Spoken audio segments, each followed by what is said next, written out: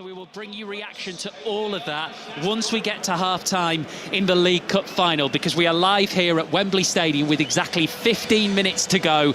Much anticipated. The first time ever that the top two in the top flight have met in the League Cup final. And correspondent John Murray has the teams. Yes, but there are some big-name absentees. Arsenal are without Eberechi Eze, scorer of the winning goal in the FA Cup final last year, injured in the week. There's no Timber, no Odegaard for Arsenal. For Manchester City, no Ruben Dias. It's been suggested he has a hamstring injury, so Ruben Dias not involved. And they can't play Mark Gay because of the regulations relating to this competition. He was signed after the first leg of the semi-final, so no Mark Gay either. So who is playing? The Arsenal team. In goal, Kepa Arrizabalaga, so David Raya a substitute. Back four of White, Saliba, Gabriel and Hincapié. Then in midfield, Zubimendi and Rice, with Saka on the right, Trossard on the left and Havertz behind Victor Gyökeres. And I must say as well, one of the biggest cheers when the teams were read out was for the substitute for Arsenal, the 16-year-old Max Daumann. He is named as one of the Arsenal substitutes. And Manchester City have Trafford in goal, Donnarumma's on the bench as we knew in advance. Then the back four of Mateus Nunes, Abdulkadir Husanov, Nathan Aki comes in to play in central defence. He started just one of the last 10 matches. And Nico O'Reilly at left back, 21 years old yesterday. Rodri in midfield with Bernardo Silva and Shirky, Semenyo and Doku, and Erling Haaland up front, who's never scored for Manchester City in 6 appearances for them at Wembley. So we've got John Murray, we also have Ian Dennis, Matt Upson and Julien Laurent all with us in the commentary box with less than 15 minutes to go. Opposite us, members of the armed forces are about to unveil big sky blue and red and white banners on the pristine Wembley pitch. Feels like an appropriate time to see them actually, Jules, because the two managers are two of the great sergeant majors of British football at the moment. The intensity is massive. Gabriel Jesus did a great interview in The Athletic this week where he talked about them being so intense that he feels a lot older than he is, having worked under both of them. We will see that play out on the touchline from minute one. Yeah, absolutely. I mean, I think they're so intense that they just never stop. And maybe at that level, as a coach of this caliber, you don't stop. You not just think about the game and the games to come and your team and your style and your philosophy all the time, but you also think, as we heard before with Steve Round when he was with us in Premier League Sunday earlier, every marginal gain, every little thing that can give you an edge, every 1%, 1.5%, 2% that can make you win a title, a game, a penalty shootout, anything like that. And they would be obsessed with those kind of things 24/7. Matt, when we had Tony Adams with us earlier, I would say he was positively giddy about this game, because he is certain Arsenal are going to win, which almost reflects the immense sense of confidence about this club at the minute. Yeah, I mean, to be honest, I was driving in at that point, so I was listening, and he sounded great, Tony. I thought, you know, his mood and the stories he was telling. I mean, what a player, what a guy. You know, I can't say anything positive enough about Tony Adams and how he was as a player, and that's what he would bring into a dressing room. He honestly was fearless. It almost like he didn't care. It meant the world to him, but he managed to play in a fashion where he actually didn't care about the outcome. I saw him step up and take a penalty. I think it was against West Ham.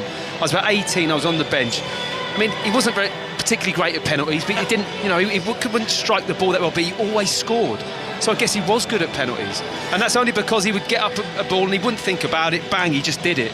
And that was him as a player. He could deliver that. So occasions like this, he would just, I'd lap it up. He would be all over it. And the way he spoke and the positive, he spoke about fear, didn't he? And about, you know, how the players that felt the fear could struggle in these kind of games. Well, he wasn't one of them. And he excelled in these kind of environments. The banners in front of us have now been laid out, and they do feature the two managers. You've got the red and white crest of Arsenal on the left, the paisley blue of Manchester City, the patterns in front of us, and it's actually laid out perfectly, Ian, because you've got the face of Pep Guardiola looking directly into the eyes of the face of Mikel Arteta down on the pitch there. That intensity, the way their relationship has changed since he was Pep Guardiola's assistant manager. He's a totally different man now, but when we spoke to Steve Round earlier, it was really interesting to hear about the way he's developed to this day as a coach. Well, I thought Steve offered a great deal of insight when we were speaking to him pitchside, but I was listening to you at the top of the programme, and Jules mentioned something about, you know, it's the apprentice against the master. Mikel Arteta has served under Pep Guardiola, but I wonder if we're seeing a changing of the guard, because actually Mikel Arteta, in that 1-1 draw in September, became the first manager to go 5 league games unbeaten against Pep Guardiola. So maybe the apprentice now is starting to school Pep Guardiola. Has he got his number? You know, I just think the whole it's one of the many subplots to what makes this final so fascinating. And that's the thing, Matt. The next 90 minutes plus is just about the final, but the result of the final, the sprawl of it, is massive, and not just for this season. Yeah, no, it can be, but I think it's the job of the players for it not to be. I think that's a big point about this day as well. While we're all talking about the impact, how will it affect Arsenal, all the rest of it, I think the foundation and the core and the mentality that you have to have, like what Tony Adams was saying, you've got to not care. This is a one-off game. What an opportunity. I'm sitting here now, look at the state of Wembley, the colour of it, the flags, the supporters. It's a great opportunity to play on the top stage and win a trophy. Tomorrow, you're focusing on something different, and I think that it has to be that kind of brutal, and the cut-off point mentally has to be there somewhere. There's a great Manchester City tifo to our right-hand side. 1976, King of all Geordies, 2026. And I mean, it was Dennis Stewart, wasn't it, who scored that famous goal. And the picture on the tifo is him in the acrobatic shape of scoring that goal. It's absolutely brilliant. Away to the left-hand side, Arsenal are about to come up with something similar, because we're just looking at a big banner which is unfurling up from the bottom of the stand. There's the great white cannon, the Arsenal, it says in big white letters. Jules, what sort of cup final does Mikel Arteta want? What sort of cup final does Pep Guardiola want? I think if you're Mikel Arteta, and as Deno just said, lately you've done really well against Guardiola tactically. That is, he will want control. He won't want the game to be too open. We were saying with Matt earlier, preparing for the show, that it's not in Arsenal's interest to have an end-to-end kind of game, certainly not at the beginning.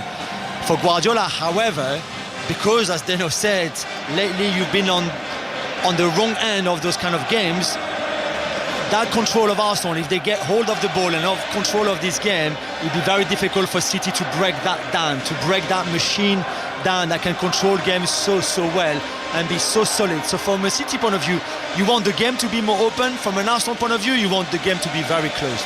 So which Matt do you think we'll end up getting? Hopefully open. Yeah. But Arsenal, like Jules said, will want it closed, and the likelihood is, I think they could be the team that does suffocate this game in the way that they want to. It doesn't mean it's going to be a boring game. I think it could be really entertaining. We're going to see some real high-level, top-quality play. But I think the way Arsenal play and how they've gone about this season, certainly since the turn of the year, I see a different team. It's just a team that wants to control the game. And all those seasons of coming second fiddle to City, I think it's gone into overdrive in achieving that this year. And this group of players know how to execute that really well. Let's go down pitch side. Maz Farouki's down there as the teams come out. Yeah, it's a very, very focused Mikel Arteta leading out his Arsenal team just from the tunnel to my right, Steve. Eberechi Eze in a beanie hat, not sure it's needed in this weather, just chatting a couple of minutes as well ago to Mark Gahey just on the touchline. He looked very, very relaxed, but I have to say the Arsenal players look incredibly determined as they've just walked out onto the pitch in front of me. You know, Ian, you were talking about the question mark. Does Mikel Arteta kind of have the number of Pep Guardiola now in some way? It's really interesting when you see Pep's pressers. He doesn't like it when he effectively gets asked about the other manager. He didn't like being asked about Mikel Arteta and the idea of the dark arts. Presumably part of that is because he knows it has worked against him and his team. Yeah, I mean, he's he's not going to get drawn into anything like that, because he doesn't want, obviously, that to be then used against him as some sort of a motivation to work the other way. So I can see that with Guardiola. But I also think that when I spoke to him recently after the FA Cup game at Newcastle, he railed a little bit when people were saying, because he actually brought it up saying, you guys think the title race is over. Yeah. And I think that he sees this as an opportunity to land a psychological blow. Yes, they're 9 points behind, but they've got a game in hand and they still play Arsenal in 27 days' time. So that gap of 9 points, if it goes City's way, could be down to 3. Well, Wembley is an absolute picture now. We can see Arsenal red and white flags away to our left-hand side. Away to the right, there's a big sign which says Wembley again, ole, ole. It has been this stadium and this competition that Pep Guardiola has absolutely dominated year after year. They're either winning the trophy or going almost all the way. But for Arsenal, you have to go all the way back to 1993 to find that day when Tony Adams lifted the trophy as captain. Proud Englishman, loved leading out his country at the old Wembley Stadium, and Arsenal as well. The League Cup final is live on 5 Live after the national anthem.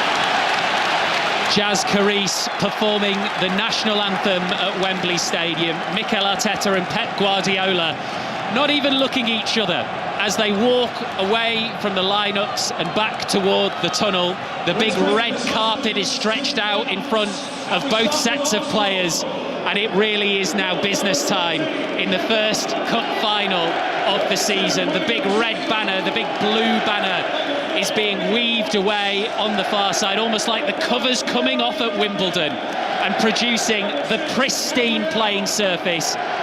It's the 2026 League Cup final. It's Arsenal and Manchester City.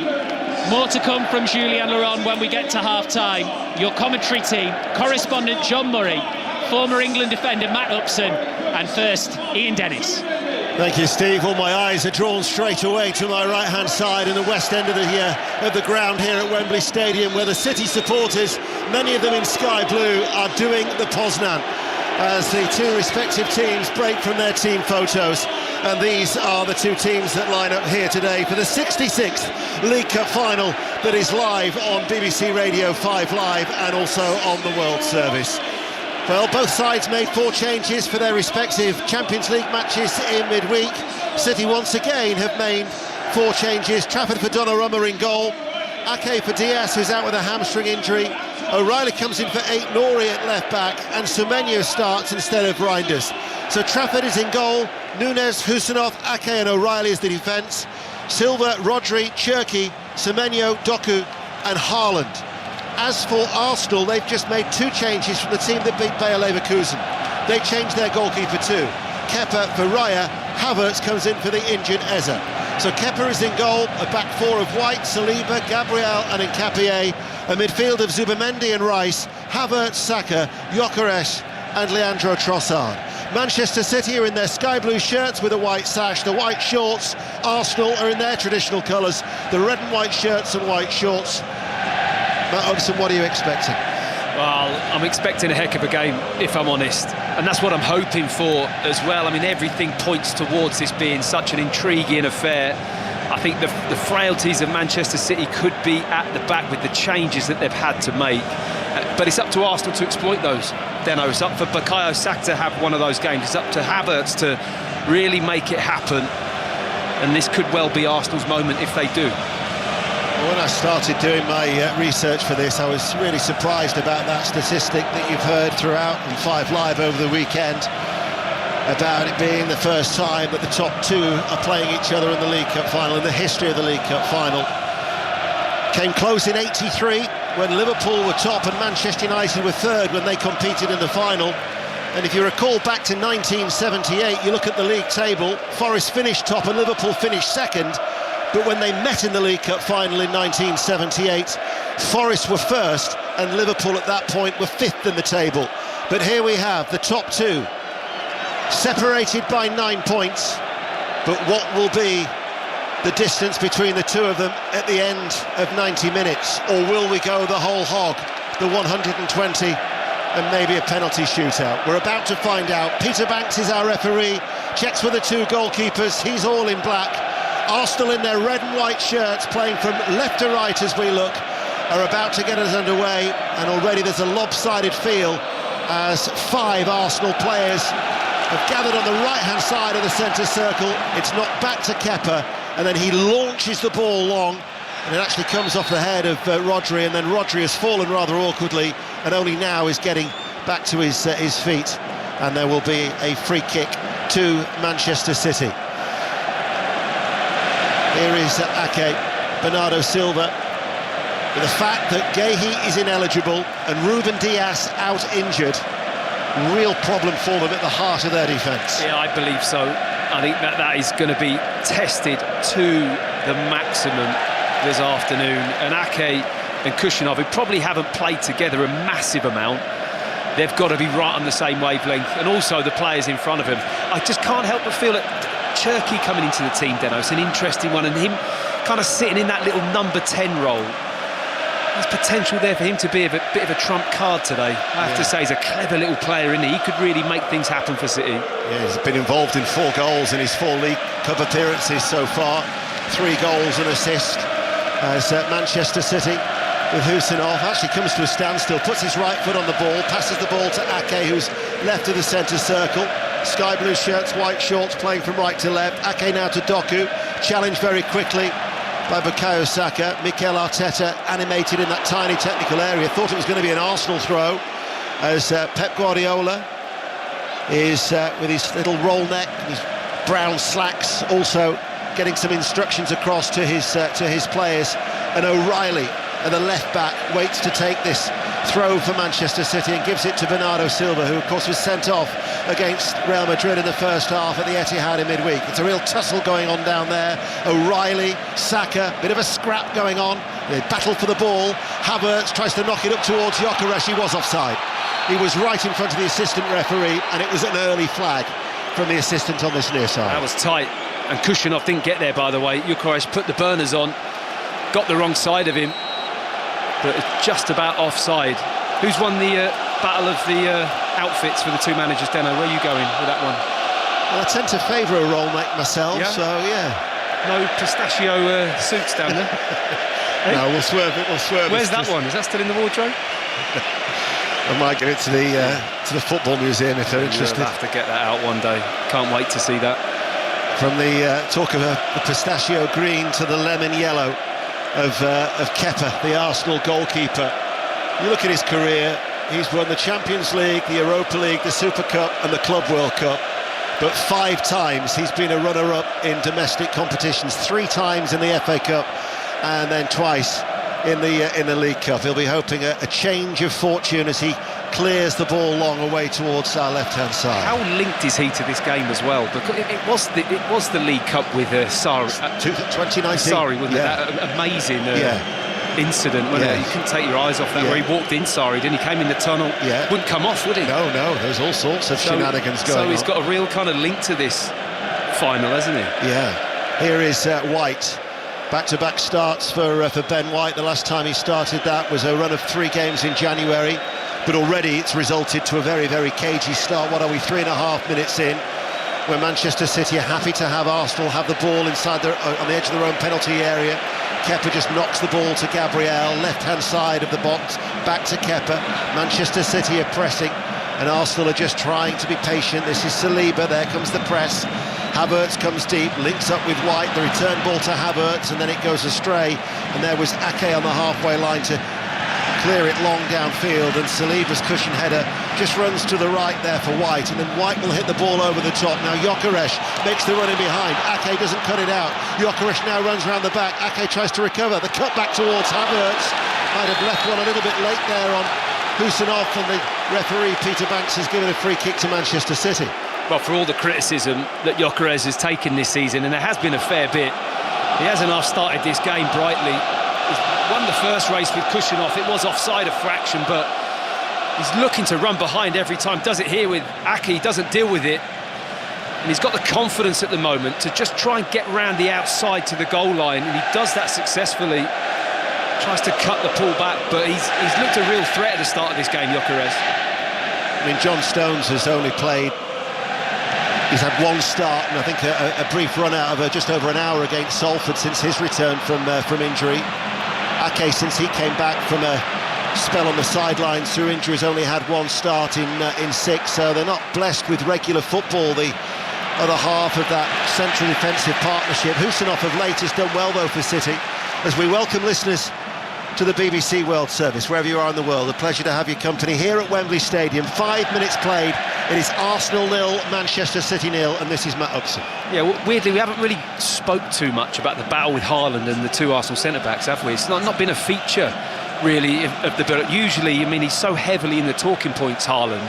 But whenever they do play against each other, certainly him and Gabriel, it's a fascinating tussle, isn't it? The physicality both of them like to bring. They're both kind of gamesmanship as well, I would say. Certainly Gabriel will take a bump and fall on the floor quite easily and win fouls, and whenever the ball is wide, both Arsenal centre-backs know what kind of threat he is, and they like to lock in, grab his shirt, grapple with him. You see a lot of those kind of physical tussles, certainly in the 18-yard box. We've already seen a lot of it already, haven't we? You know, it's always a good battle to watch. Yeah.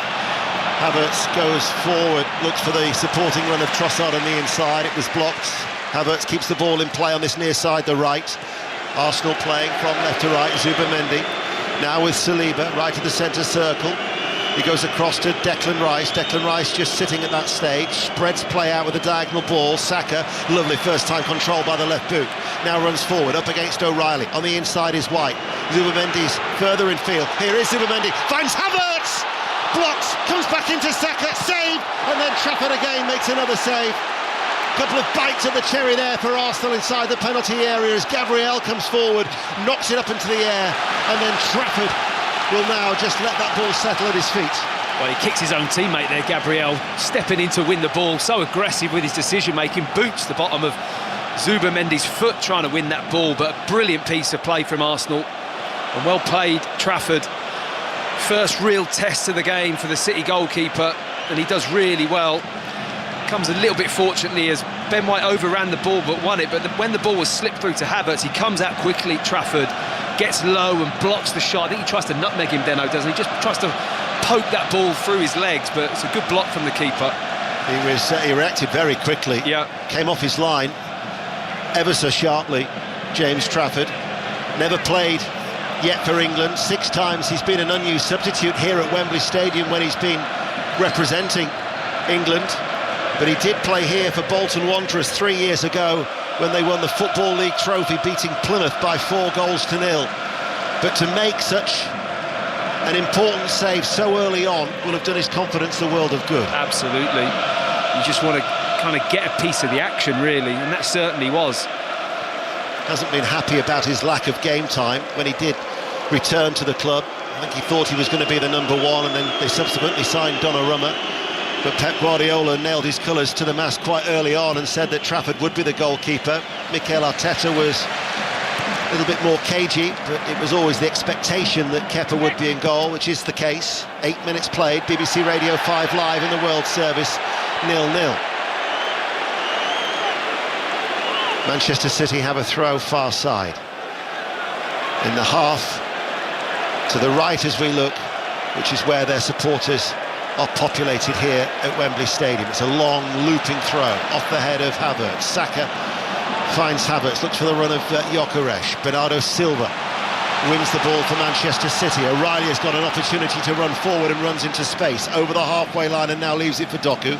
Passes the ball in field to Rodri. Bernardo Silva just running to his right on the halfway line, slows it down. Pep Guardiola, very, very animated, waving both arms around as he now, those hands are placed on his hips. Mikel Arteta feeling every bit of the game as well as Doku comes on the inside of White, 0-0. It's wearing me out a little bit watching those two, if I'm honest. I mean, the intensity in both technical areas. I mean, it's a fair old walk back to the bench from there, isn't it, with the advertising boards kind of blocking the route back. You've got to go round them to get back into the dugout seat areas. I don't think they're going to be back there too much this afternoon. No, I don't at all. There's a shake of the head from Pep Guardiola as Manchester City come forward with Bernardo Silva. Out towards Semenyo. Hardly mentioned him in the early exchanges here at Wembley. Semenyo right corner of the area. Bernardo Silva cuts in field just outside the area and then plays the ball towards Nunes. Now an opportunity here to come inside. Ball played forward by Rodri, looking towards Haaland. That was good strength by Saliba. Had to hold him off, didn't he? And then in fact there was a foul which was spotted by referee Peter Banks. Oh, it's just top play, top defended. He grabs his shirt there, Saliba, as well. But he knows when it's wide, he's got to lock in with Haaland. Saka tried to squeeze the forward ball towards Gyökeres. It was a good block by Ake. Loose ball picked up by Saliba. Comes forward over the halfway line on the right-hand side, and now Zubimendi. Gyökeres has made a lot of those runs, Deno, hasn't he? He's spun in just into the channels about 4 or 5 times already in this game. Declan Rice is reluctant to go forward. Nketiah is the one who's pushing on the left-hand side, but as a result, Declan Rice is the one who's almost filling in for him. Filling in, yeah. Here is Saka, challenged by O'Reilly. There was a foul. The two England internationals coming together. Peter Banks will give Arsenal the free kick. Just in from the touchline right-hand side, midway through the City half. 11 minutes played, 0-0. Yes. Whether or not this will get slung straight into the box, I mean, Saliba looked as if he was going to hint to take it quickly, but soon realised the position of the foul, which is kind of wide right of the pitch. But it's a fair way out. It'll be a deep delivery into the box, but you have to say, any opportunity for Arsenal to stick the ball in there, they're just going to grab it. And Manchester City lining up all the way along in a straight line. We're going to see that little bit of movement from Arsenal now. But as a result, and this is a free kick midway through the City half, it's a high line from City, just on the edge of the D, to offer as much protection to James Trafford, who waits. Declan Rice to take the free kick, just in from the right touchline midway through the City half. Left arm goes aloft, right-footed, curls its way in now, headed out, picked up by Trossard. Trossard's shot takes the deflection off a City player. And Bernardo Silva, despite the best efforts, did not keep the ball in play. And you could see his desperation because they didn't want to concede the corner. Yeah, he wanted to stop that corner big time, didn't he? With sharp feet from Trossard, actually, as the initial header's won by a City defender. It spins up in the air, takes a lovely first touch onto his left foot and hits what looks like a really good shot at goal. It was blocked on the way through, and it's just spun out for a corner with Saka lining it up with his left foot in-swinger. There are 4 Arsenal players who've gathered over on the far side. Corner kick on this near side, the right, Saka to take it. This will be an in-swinger. Zonal marking for Manchester City. Headed out by Nunes, didn't beat the first man, but his header goes out to the left-hand side of the penalty area, and then Havertz is quickly closed down by Semenyo. It'll be an Arsenal throw, level with the box. 0-0, 12.5 minutes played, BBC Radio 5 Live. And in fact, they're going to leave this one for Declan Rice. And Declan Rice right up against the advertising hoardings on that far side. Gyökeres, Havertz at the near side of the 6-yard box. Saliba and Gabriel are either side of Trafford. In it comes now, that throw from the left-hand side, kneed away by Semenyo. White plays the ball back out to Declan Rice, far side the left. White then collects the ball. White hits it, long diagonal, and that will go straight out of play for a goal kick. Goalless Matt Upson. Yeah, he was looking to hit Gabriel, who had peeled all the way out wide, looking for that long diagonal from Ben White, but it's way too straight and goes right out of play. But I would say that's a good 5-6 minute passage of pressure that Arsenal have just tried to apply on Manchester City, slinging the ball in the box, trying to pen them in their own 18-yard area. And City now have the chance with James Trafford taking his time with this goal kick and playing it short. Thomas Tuchel, the England manager, and his assistant Anthony Barry here at Wembley Stadium watching on. As the ball with Haaland laid back to Bernardo Silva, carves it back to O'Reilly. Pressure comes from Gyökeres. Ake to Bernardo Silva, infield to Rodri. Rodri passes the ball out wide, and then Nunes will go down that right touchline. Semenyo 10 yards inside his own half. Nunes tries to play the ball forward, comes off the head of Gabriel. Saliba runs behind him, all the time in the world to control the ball. And again, Guardiola cuts a frustrated figure, Matt. They're not getting hold of the ball anywhere near as enough as what I think he would hope them to. Arsenal have got into full swing now. We're nearly 15 minutes into the game. They look comfortable, they look in their rhythm. Manchester City still waiting to get hold of the ball, build, and really put Arsenal under pressure yet in this game. Here is Kepa. No pressure on the goalkeeper. Time to pick his spot. Right-footed, clears long. Havertz beaten in the air by O'Reilly. He's had a good season for Manchester City, whether it be at left-back or in midfield. Rodri threads a short ball towards Doku. And then he miscontrols the ball and presents it towards Saka, who rolls it to White, infield. And there was a foul on Trossard from Bernardo Silva, and the two of them just get involved. Trossard allowing Bernardo Silva to get away from him. Quick free kick by Rice, off the chest by Nunes, had to react quickly. Might have been caught by Nkapie, and he's gone down and he's rolling, and Nkapie apologises, and it's the first yellow card of the final. Yeah, you can see that coming. I mean, it was a teasing one for Nkapie. Rice tries to take the free kick early, wants to ping it straight out to the left-hand side, puts it short, and as Kushinov wins it, he chests it, but he goes a little bit too far away from him, and Nkapie just sees it as an opportunity to really get after the ball. If he can win the ball in this part of the pitch, something could just happen, but he doesn't get there early enough, and Nunes passes the ball. He actually, Deno, doesn't really touch him. It's not a yellow card, is it? If the referee's going to give yellow cards for that, then we might not have too many players on the field at the end of the game, because there's minimal contact there. He's very rash with that card, I have to say. Peter Banks, it was nowhere near a booking. Well, Nunes is OK to continue, and play is back underway. Ake rolls it. Haaland actually comes short into the centre circle, out to O'Reilly. And now with Rodri, who turns and will spread it out towards that far side. And here is the former Wolverhampton Wanderers Portuguese international Mateus Nunes. Rodri once more will take over into the centre circle, hits the ball forward. White will head it away powerfully. Rodri, though, stabs it will run away. And the game is living up to every expectation, or the prediction rather than the expectation, should I say, of this being a tight and cagey affair. As Trafford. Wow. Looks and finds Good Doku. ball in the end. It was. At first I thought it might have gone astray, but eventually it did find Doku. And then a free kick is given to Arsenal. I mean, it's almost a requirement to play, isn't it? I mean, if that ball comes into Trafford and he hasn't got the picture in his mind of where this pass is going, whether it be short, long, medium, then you're not going to survive in this Manchester City team. You've got to be able to use the ball, and so far in the game, he's looked quite assured, Deno, with the ball at his feet. I mean, it's just Manchester City haven't really got going at all.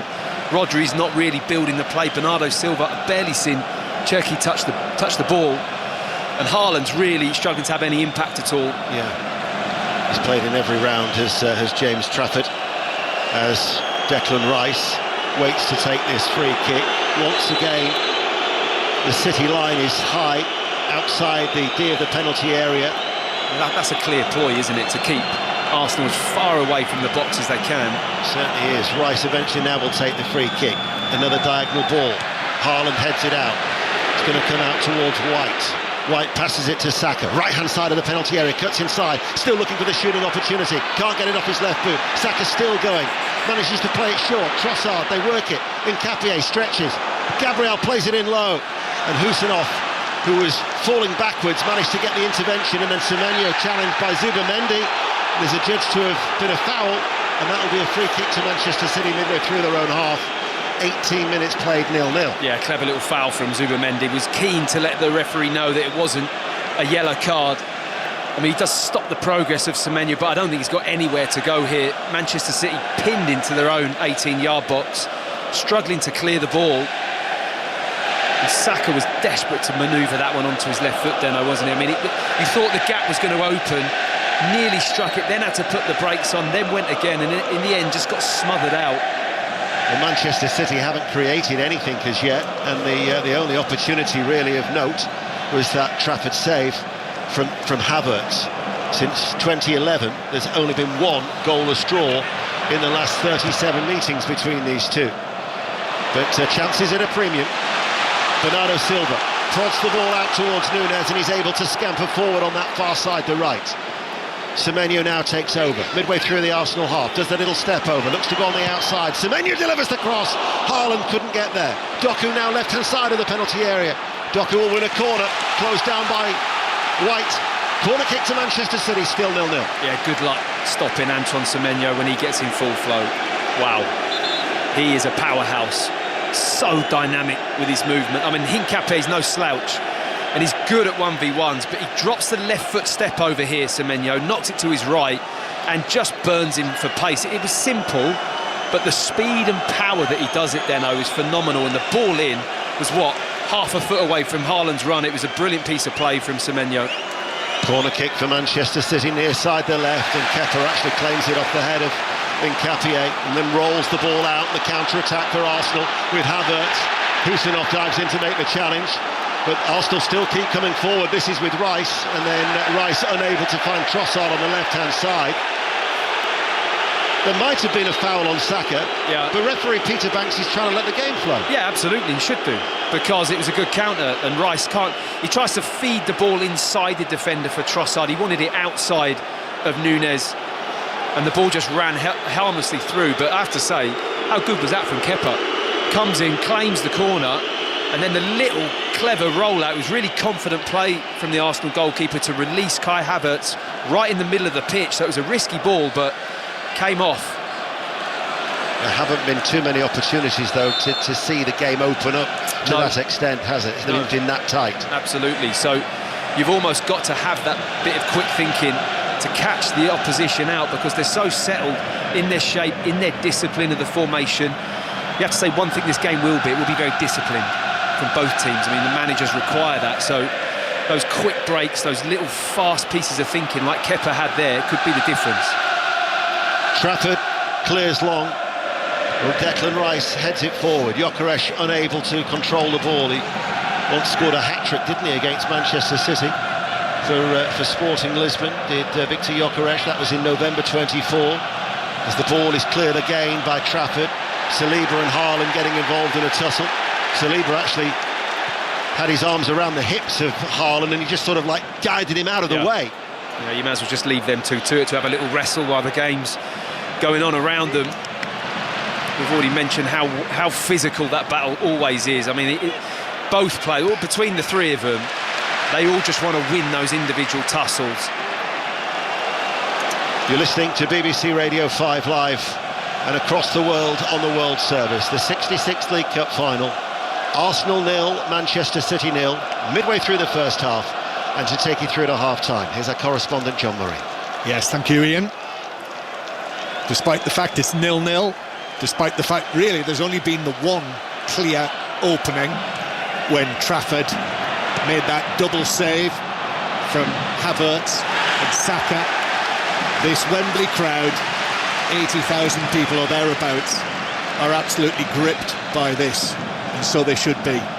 The teams at the top of the Premier League, first and second, meeting in this cup final, and 4 weeks today, at this very point, they'll be playing each other in the Premier League at the Etihad Stadium in Manchester. Manchester City in the sky blue shirts, white shorts, sky blue socks with the dark blue tops. They're in possession with Husinov. Manchester City coming into this, they couldn't play Gay, they're not able to play Ruben Diaz, so Husinov and Ake, the central defensive partnership. John Stones is on the bench. And City still in possession. It's been mainly Arsenal over the 23 minutes that we've had so far in terms of possession. As Gabriel gets up, heads it away, here's Trossard. Trossard goes for the early pass. This is one for Gyökeres to chase, but he won't get there. Not against Husanov in that starting position. I think everyone who watches football knows how quick Husanov is. And it was a good starting position, wasn't it? Really read it, saw the danger earlier that Gyökeres wanted to run in the challenge. Well, now we've got a little bit of niggle.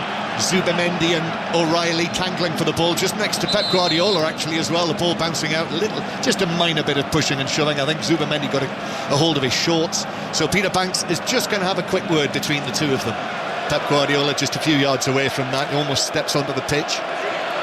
Yeah, I think it needs a little chat, doesn't it? There's a little tussle right on the near side of the pitch by the technical area. I think, like you say, Zubimendi had a hold of him. O'Reilly didn't take too kindly to it and wanted to let him know. Yeah, well, you know, there was, if you remember, Matt, we saw the games, didn't we, last season? There was a little bit of feeling developing between these two squads. Yeah. Do you remember when Miles Lewis-Skelly did the Haaland-style celebration and everything that he said to Lewis-Skelly in the match earlier on in the season? Yeah. So there is that, even though these two managers know each other so well. Indeed, were colleagues for 3.5 years at Manchester City. Yeah, that was in the 5-1, wasn't it? That was. Yeah, so other than that game, it's been incredibly tight, hasn't it? Either draws or separated by one goal in the last 5, I think, if I can remember rightly. Yeah. So, you know... That is right, although Manchester City have not won any of those, the last 6. But before that, Manchester City dominated Arsenal. I think it was, it was. They lost 15 out of 16. Manchester City, I mean, Arsenal against Manchester City before the recent run. So it is Arsenal now in possession with the ball in their defensive third. Yes, Arteta and Guardiola were shoulder to shoulder back in 2018. When Manchester City beat Arsenal in what was Arsene Wenger's last final as the Arsenal manager. Ball played forward. Here's Haaland on the edge of the box, steers it to Semenyo, but a heavy touch from him. And that meant that Gabriel was quickly in to slide and clear it away. Well, I thought I was going to see a first-time hit there, John. It takes a touch, Semenyo, but for me, just have a pop with your right foot. It just sat up nicely. 26 minutes played. Arsenal 0, Manchester City 0. This is 5 Live from the BBC. The World Service are with us as well, listening from wherever you are around the planet. I'm told that 190 countries are taking, or territories actually, to use the phrase that we were told by the EFL, taking pictures of this match. So the world is watching. And it's watching Semenyo. Lovely turn from him out on the right. Here's Shirky now with the outside of his boot. Lovely pass forward down the line for Semenyo. Semenyo, signed from Bournemouth in January, of course. He's already been knocked out of the League Cup this season, Semenyo, when he played against Brentford in the second round. Now here he is playing in the final. It's funny, isn't it, how things work now? You a fan of that, John? Not particularly. Here's O'Reilly. Fair enough. Now to Doku on the left wing. We've not yet seen Doku. And in almost half an hour played, we've not yet seen him have a run at Ben White. And White does well there, actually, tight in on the challenge. Jurriën Timber not fit, not involved for Arsenal, just like Odegaard, just like Eze as well. What a shame that is for the Arsenal supporters, that the man who scored the goal in the FA Cup final here last season is out injured, picked up an injury against Leverkusen. We understand. Rodri now. Rodri lifts a pass out to the right-hand side. And in it comes Shirky, but that was blocked by the first defender. This is Manchester City's best spell. It feels like it's the most concerted spell of possession that they've had in the match so far. Yeah, I'd agree with that. I think they've just started to get hold of the ball. Pep looks a little bit calmer, stood in his technical area now that Manchester City are up the pitch, playing in Arsenal's half, having a nice bit of possession. I think it's key they've got to get the ball out to Semenyo as often as they can. Nkape on a yellow card as well. He's got to get him 1v1. And that's what he's doing. Semenyo takes him on, goes past him. Semenyo's ball, that's cut out by the diving Gabriel to block it behind for a corner. You said it, Matt. That's the key. You know, as the game develops, you kind of wonder where these little openings are. Thought Cherki might be challenging in, sitting in behind Rice and Zubimendi between the lines, but it's Semenyo. He just looks so confident. I mean, to take this move in his stride as well as what he's done and gone to City with the pressure levels as high as what they are, tells you a lot about him, and he's carrying that on into this final. So it's a corner to Manchester City. Bernardo Silva, left-footed, deep towards the back post, and that is comfortably and easily headed away by Saliba under no pressure. Doku is then challenging with Saka, and it's the Arsenal captain in the absence of Odegaard who is able to emerge with the ball. Then there's a foul in the centre circle by Bernardo Silva, which ends up with Gyökeres. Or who is it? Who's been challenged there in the centre circle? Who ends up on Trossard? It is, yeah. Who ends up on the ground? And it's a free kick in the centre circle, and almost half an hour played. Just have a feeling from what we've seen so far, a couple of times, it feels like Manchester City are just doing their best to try and wind up Trossard. Possibly. And he got sent off. He's got a bit of history in this fixture as well, hasn't he? Sent off at the Etihad. That's right, for recklessly kicking the ball away. Yeah. So long after that whistle went, John, do you remember? Yes, I do. Literally, was it even a second? So they were clamping down on that rule at that time, weren't they? Yes, they were. And he fell foul of it. He fell foul of that. And who's to blame for that? Yeah. Arsenal 0, Manchester City 0 in what is Pep Guardiola's 12th cup final as the Manchester City manager. He's won 8 out of 11. That's not a bad conversion rate. However, he has lost the last two FA Cup finals here at Wembley. Is Pep Guardiola going to lose 3 successive cup finals at Wembley? We will find out in the next hour, maybe 2 hours. 0-0, half an hour played. Throw into Arsenal on the far side. Back it comes, and Zubamendi works it back into his own half. I mean, Deno picked it up earlier, but he's absolutely right in terms of Declan Rice. He's very deep this afternoon. He's kind of sitting in that kind of left side of a back three centre-back position when Arsenal have the ball. Oh, I've read that, though. Saka cutting in field, felt he'd been fouled, and then it was Rodri who read that well in the centre circle. Rodri winning it back, and just slowly, I feel, returning to the best of his form. Here's Haaland through the middle now, trying to find a way through, still going, trying to barge it, but too many red and white shirts there, and it rattled around. It eventually fell for Arsenal, and they were able to play it back to Kepa Arrizabalaga, and then that's a sturdy challenge from Husanov, just down in front of us here, and the yellow card is coming out for the Manchester City central defender for that challenge on Gyökeres. Wow. I mean, I'm not even convinced that's a foul. I mean, I'm waiting to see the replay on the screen in front of us, but from where I'm sat, I mean, it was coming right towards our position here. It's a great race between Kushanoff and Gyökeres, and as he slides in, I mean, he doesn't need to win this ball.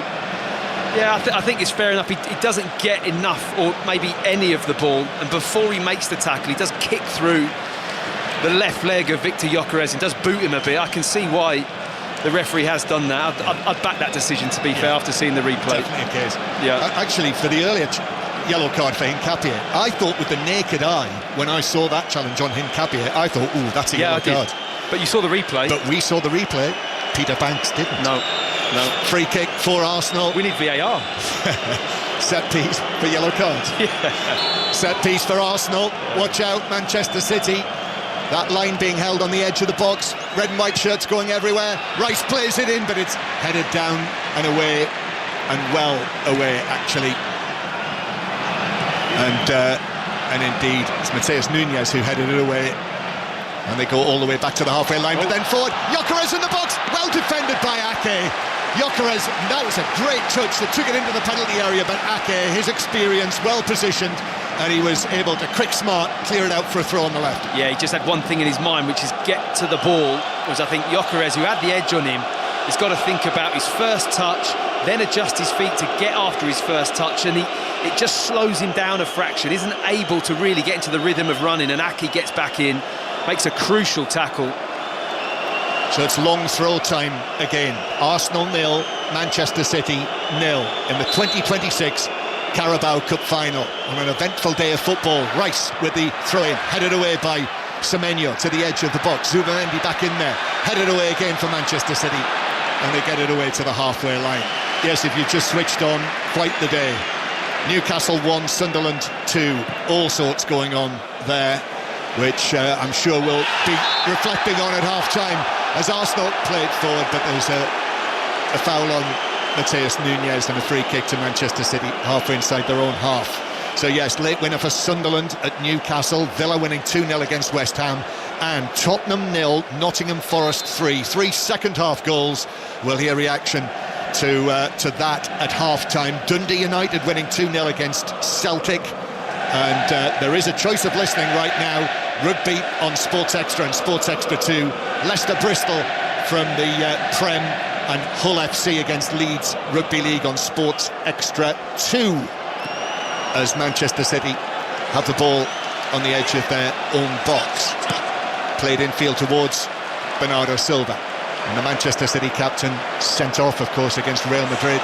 Plays it back to the edge of the area. Manchester City are just able to get it away. Here's Shirky, has a little look up, and then he plays it to his left and forward. Danico O'Reilly, 21 years old yesterday. Then Doku takes it up. Doku running at Ben White, and then he gets support there from Zubamendi. However, back to Bernardo Silva. His cross to the back post is headed down by Gabrielli. Planted his feet wide, crouched down, headed it away, and then Hincapie gets it further away towards the halfway line. That was good play from Rice, John, wasn't it? I mean, it looked like he was going to lose that ball. He had the touch, and City were pressing high. Haaland was after him, Semenyo was after him, and he just checked and used his body, used his strength, popped it out, and Arsenal kept the ball. It was a fantastic piece of play from Rice. 10 minutes to go to half-time. Still really, Matt, just made the one note. I was going to say that notepad's looking rather bare. Interesting game. Yes. But as we discussed before, control, being organised, not letting the opposition have anything, the suffocation that both teams like to apply to their opponents, that's been a feature. And it's not always leading to the most open of football matches, is it? No, but I'm not sure we were necessarily expecting that. Semenyo, he loses it. Arsenal played forward. Here's Gyökeres, now in form, Victor Gyökeres. And back to Hincapie, but quickly in on the challenge on him was Shirky, and Shirky is running cross-field as Hincapie chases him, and then he turns back and passes it forward nicely over the halfway line. That had a little bit of David Silva about it, didn't it, that pass from Shirky, but Arsenal do their job. Zubamendi wins it back. Now it's worked out to Saka by Havertz. Kai Havertz coming in to start with. Eza not available. Now Saka against O'Reilly, and it's off the legs of the Manchester City man and behind for a corner to Arsenal. The latest figures, Matt, this season for Arsenal. 37 goals from set pieces, 24 from corners in all competitions. Well, you can tell that because every time there's a corner, the Arsenal end goes wild, like it's a real goal-scoring opportunity, which it is, because those numbers would tell you that. So they've shaped up as per normal. There's a little bit of a team conference going on at the back of past the far post, right on the corner of the 6-yard box. There's 4 or 5 Arsenal players. It's almost a huddle. Yeah, it is. A 4-man huddle. Yeah. Peter Banks is nowhere near it, I'm pleased to say. So they've had their chat. Little steps from Saka, delivers the corner towards the back post. Looks like a good delivery, but it's headed up and over the angle of post and bar by Hincapie. Didn't threaten Trafford's goal, and it's a goal kick, and Manchester City, their supporters can breathe again. The other point I would make about that, 37 goals from set pieces, that's 37 out of 108 goals in all competitions for Arsenal this season. They do score a lot of goals that aren't from set pieces. Anyway, yeah. I mean, I wouldn't be able to tell you what the average, if you to split every team's goals, what percentage of them are set plays. I would say it's still maybe the highest or higher than anyone else. So, but is it the big deal that we're all making? It's a deal. Yeah. As Haaland, the City fans feel that he was fouled in the centre circle, but in any case, City keep the ball. And Doku will play it back into the centre circle. Maz Faruqi is watching down on the touchline. When the ball goes out of play next, we'll just drop down there and see what's catching her eye. As Semenyo has it on the right-hand side, plays it back towards Rodri. The commanding figure of Rodri. Right-footed pass and it bounces out for a throw to Manchester City. So down to Maz Faruqi. Yeah, Pep Guardiola being reminded by the fourth official, John, not to stray outside his technical area, marching along the touchline to try and get messages to the likes of Bernardo Silva. But as you guys are saying up there, it's a very pensive City boss at the moment on the touchline. Yes, he is, with his chocolate brown trousers, brown shoes, and dark blue roll neck. Quite baggy, aren't they, the trousers? Don't you think? Stylish, John, isn't it? Baggy, after his baggy shirt the other night, his check shirt, he's gone baggy trousers. Gone all Beth Page. Here's Rodri to the edge of the box to Semenyo. Semenyo's cross that hits the legs of Hincapié, bounces out, Gabriel, and bounces out to the far side. Then Gabriel places the left foot through it, and it bounces all the way over the halfway line. That's a great shout, that Beth Page. it just pops in my head. Yeah, he looks. When you...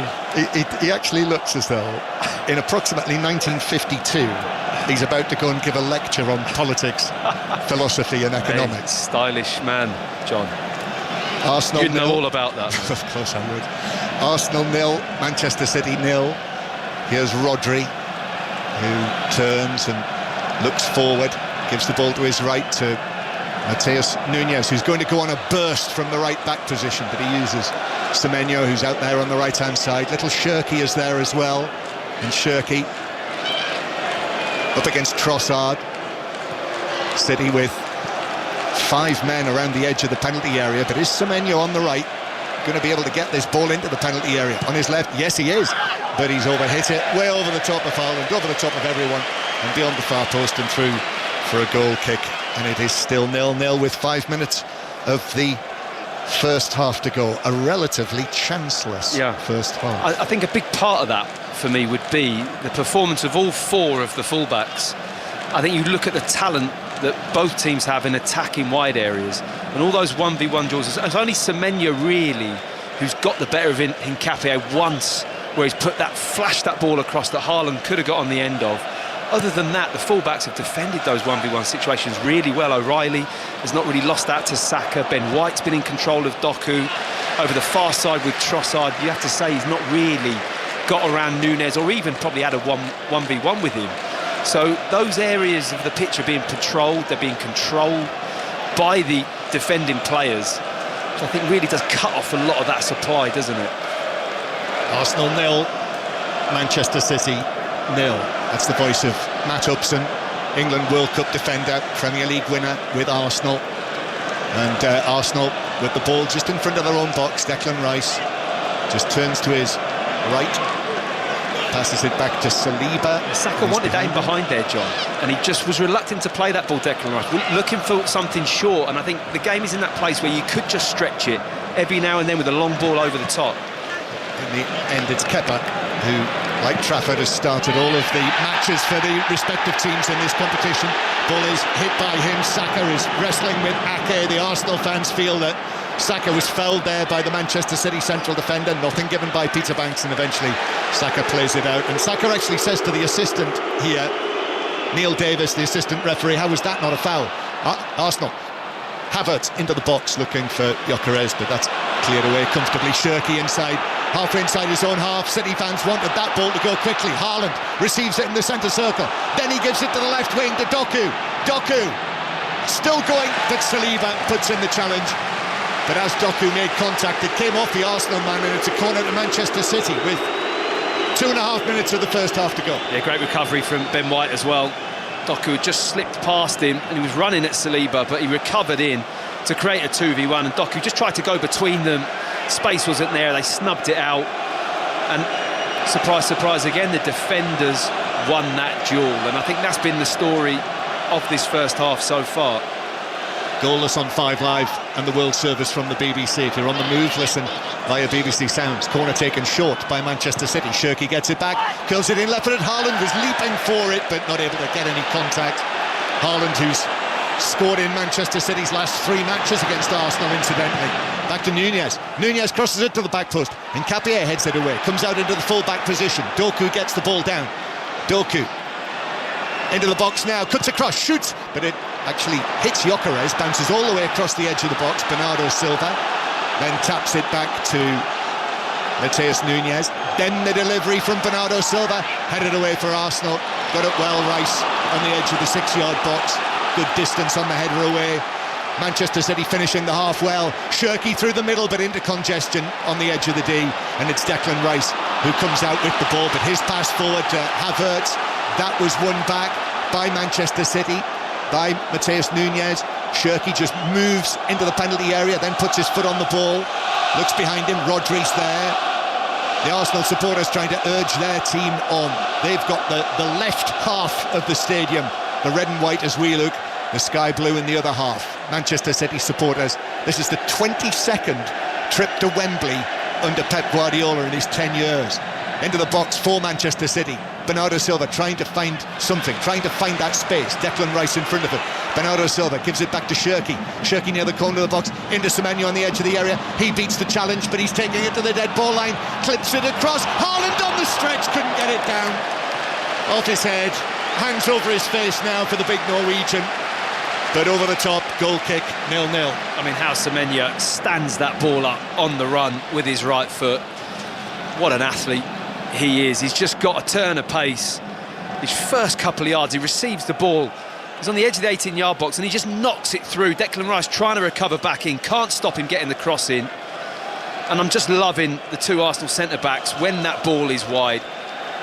Either one of them are looking for Haaland every time. He'd peeled onto the back this time, so all of a sudden this White and Nkapia, when you look at that Arsenal back four in the air, it's so strong. You don't have to win it against Haaland, you've just got to not allow him to have a free header. And they're just looking for him, just to bump him in the air, and they do it really well. Yeah. 1 minute of added time. Erling Haaland, who's, as I say, not scored at Wembley for Manchester City, not scored in a cup final for Manchester City. But it's incredible, that, isn't it? It is, surprising. Scored again, mind you, I was saying before Christmas, I was saying, well, he's never scored in the Bernabeu, and he then scored in the Bernabeu. Half-time approaching, 5 Live in the World Service. Deleth Lloyd is here at Wembley for the World Service. Steve Crossman is with us here on 5 Live. We're going to be hearing from Tottenham, from Bruno Salto, the Tottenham coach. We will be hearing from Milenkovic of Nottingham Forest, Regis Lebris of Sunderland, Newcastle's Eddie Howe, and Martin O'Neill of Celtic during the half-time break. So stay with us for that, and so much to talk about on 5 Live on 6:06, and the lines will be open very shortly for you to talk to Robbie Savage and Chris Sutton. Here is O'Reilly. O'Reilly away from Saka down the left wing. In added time at the end of the first half, still going, but Saka just gets the foot in on that.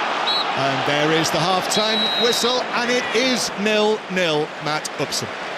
Yes, 0-0, and a game that has gone to, or in the direction of everything that was kind of said about it beforehand.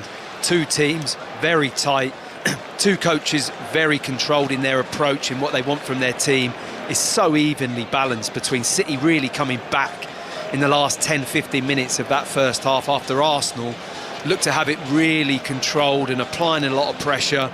City all of a sudden went into their rhythm, started to show that they can control the narrative in the Arsenal box, couldn't clear their lines. I thought it was a really impressive piece of play from City to keep that ball alive. Every time it got cleared, a City player picked up the second ball, recirculated it, put Arsenal under pressure again. So both managers going in, I would say relatively happy, John, with some things they've seen, and we are no further along, are we, to getting any hint as to where this trophy's going to go this afternoon. No, very different to the last match I commentated on, Barcelona against Newcastle. Yeah, slightly different. Slightly different, but, you know, life is full of surprises, and variety is the spice of life.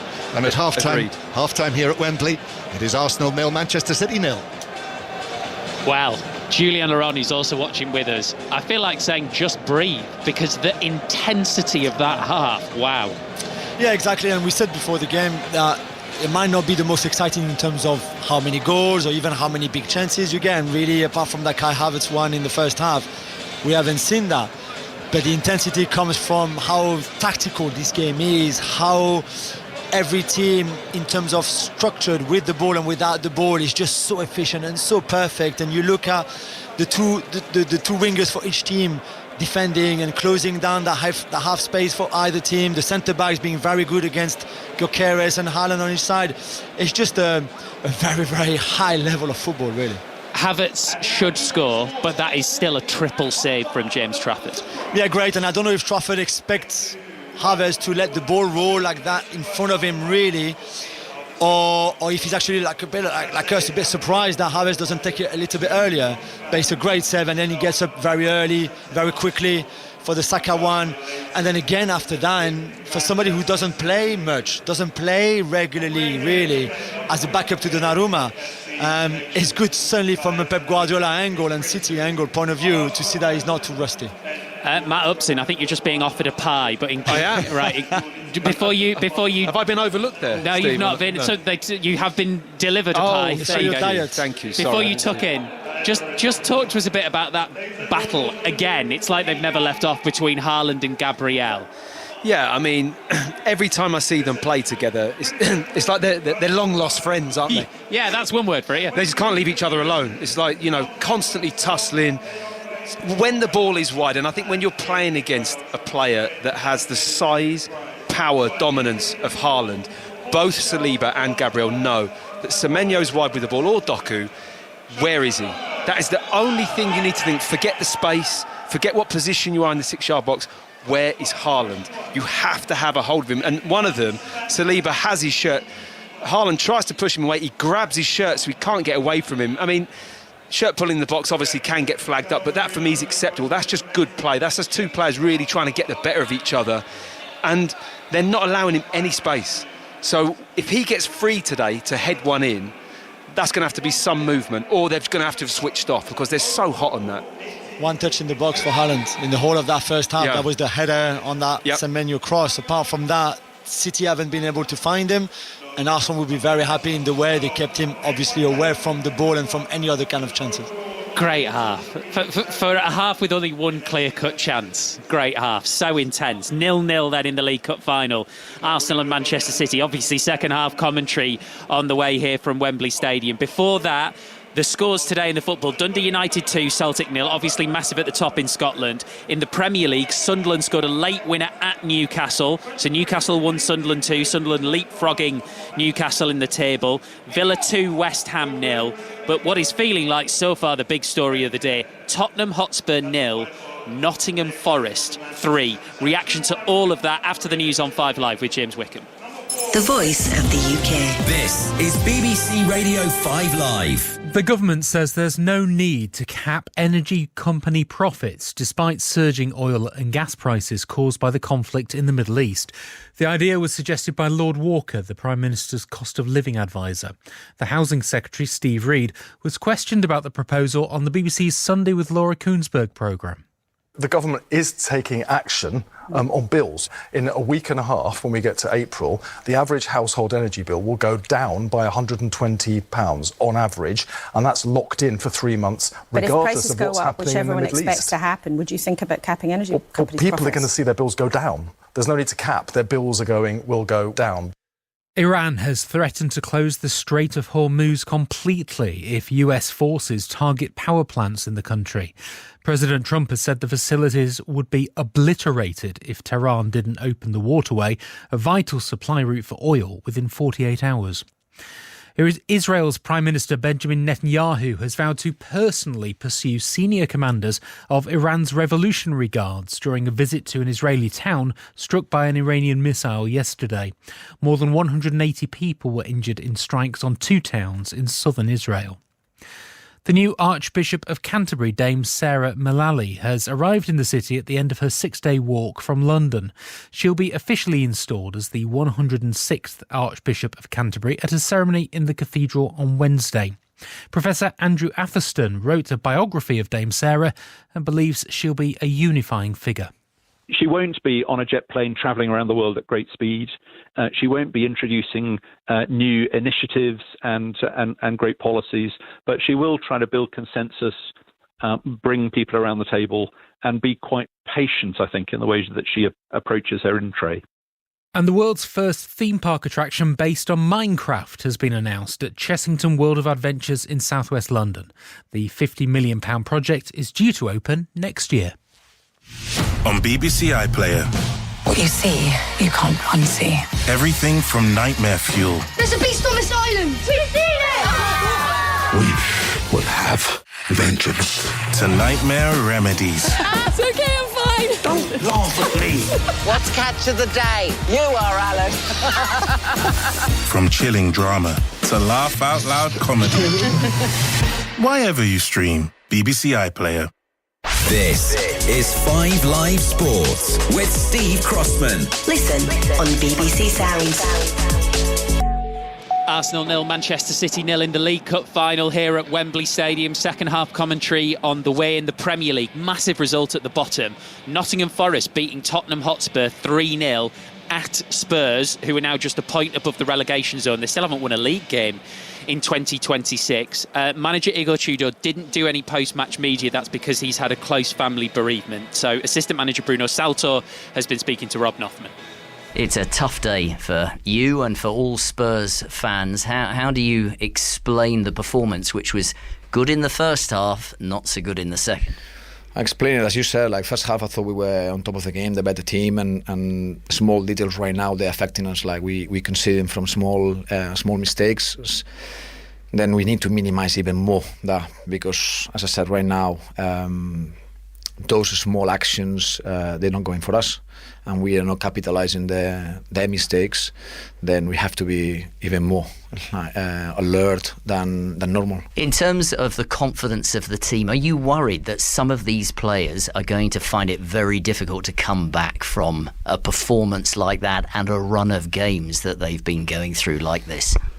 Of course it's a difficult moment, and of course confidence. But confidence comes from preparation, and confidence comes from thinking in next action, thinking in how you can help the team. And I think I trust the players. I can see how much they care.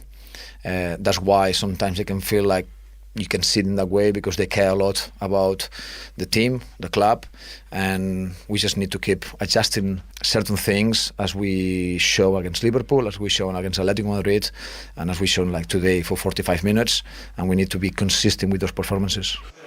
Bruno Saltor speaking to Rob Nothman, who's also been talking to Forest defender Nikola Milenkovic as they move 3 points above the relegation zone. Well, Nicola, many congratulations. That was a really resilient performance. Everybody knew how important this game was. Could it have gone any better for Forest? Yes, really important game for us, really important win, but not decisive. There are a lot of games in front of us. I think the guys put great effort on the pitch, great energy, fight for each other. We really wanted this victory. It is really important for our Classic. We knew to suffer in the first half when we should suffer. We waited for our momentum. Then we bring today really clinical in the front of opponent goal. Big win, like I said, but not decisive. We need to stay focused on our trainings, on our analysis, on everything what we do. And this is a victory today, showing us that we are on the right way. We just need to keep going. Forest defender Nikola Milenkovic. Sunderland have done the double in the Premier League over Newcastle. They won 2-1 at St James's Park. Here's Sunderland head coach Regis Lebris. We are talking about fine margins, so it was about just stick to the plan, and those games are emotional, and the plan helps to stay composed and to stay aligned, and it wasn't complicated. It was something we used to talk about, our game plan, the way we want to play together. Don't lose your mind, and we have different key pillars in our way of playing, so trust them. You're standing in front of us now. You're looking so calm. You're looking so composed. But personally, inside, what does this mean to you? 2 wins out of 2 against Newcastle. Yeah, it means a lot. It means a lot. I know that it's a big achievement, especially this first year in the Premier League after 8 years in the second and the third level. So it means a lot for our fans. It means a lot for the squad, for the club, and for me as well. Regis Lebris speaking to 5 Live's Lee Blakeman, who's also been talking to Eddie Howe about how he picks up his Newcastle team during the international break. Difficult for us because that's slightly unusual with the season that we've had. To have the length of time now in between games is not something we want, bizarrely. That will linger for a long time for us, and I'm sure for everyone connected with the club. So all we can do now is give the players, I think, a little bit of time away, time to reflect on their own conditions, and then we come back together and we work really hard for our remaining fixtures. I know you're not a person to make excuses up, but when you just mentioned the fixture list there, could that be a partial explanation for the difference in the two halves? Was it just a matter of running out of steam for some players? I do think there was some fatigue in the performance. I'd be lying if I didn't think that, but I don't think I want to use that as the primary excuse. I think it was very similar to Barcelona, where we seem to not be able to keep going in the way that we had in the first half, but we're professional players. We pride ourselves on being the best that we can be. We've worked really hard for this moment and we have to execute better. So I think we have to absorb the blame and take the accountability ourselves. There's no excuses and we will work to do better. Eddie Howe there. Celtic's title hopes have taken a dent after a 2-0 defeat at Dundee United. So Celtic are third. They're 5 points behind the leaders' Hearts and they're 2 points now behind Rangers. Here's Martin O'Neill. Yeah, very disappointing, of course, the result, naturally, and the performance in the second half did not match anything at all. So, yeah, very disappointed. In terms of the match, what just didn't quite work as far as you were concerned from your side? We had a lot of possession in the first half. We seemed to be camped outside their penalty area. We couldn't penetrate them, really. And really, I thought the second half, if we get going, we should be able to create one or two chances. That didn't materialise. They got the goal and deserved to win the game. What is your message to the Celtic faithful tonight, Martin? Because obviously they'll look at this. There were quite angry scenes actually in the stands from a section of the Celtic fans. They were hurling a bit of abuse at some of the Celtic board members. A real sense of dejection tonight. Sorry, well that's that's nothing new. So you're bringing up something here that hasn't been. The minute that we don't have a good result, of course, people resort to these particular things, right? Okay, and we disappointed an awful lot of people here today. We disappointed the supporters who made their way here for a start, and secondly, we disappointed people who support us from a distance. Celtic manager Martin O'Neill with BBC Scotland's Jonathan Sutherland. Loads to get into on 6:06 later, which will follow the cup final here. Obviously, we might need extra time and penalties. 08085 909 693. The lines are open. You can book your call in now to speak to Robbie Savage and Chris Sutton. It's the final day of the action at the World Indoor Athletics Championships in Poland. Our reporter Ed Harry is across all of it, and it could be a golden night again, Ed, for Keely Hodgkinson. It really could, Steve. Barely a month after she smashed her event's 24-year-old world indoor record, Hodgkinson, the Olympic champion, is a huge favourite to add another 800-metre gold to her collection. Before that, teammate and training partner Georgia Hunter-Bell goes in the 1,500 metres. She's very much a medal favourite in that Hunter-Bell. And already underway, Molly Caudry looking to regain the world indoor pole vault title she last won 2 years ago. Caudry, clear at 4 metres 70 with a perfect record, is in a four-way tie for the lead.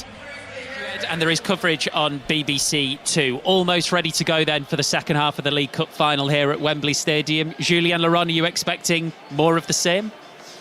Yeah, I think so. And I think, again, a game like this tight, will turn on to something either a bit special or a mistake, but we haven't seen any mistakes so far, or hardly any. We were talking with Matt Offer just now on Kai Havertz and his first half, because obviously he hasn't played much this season.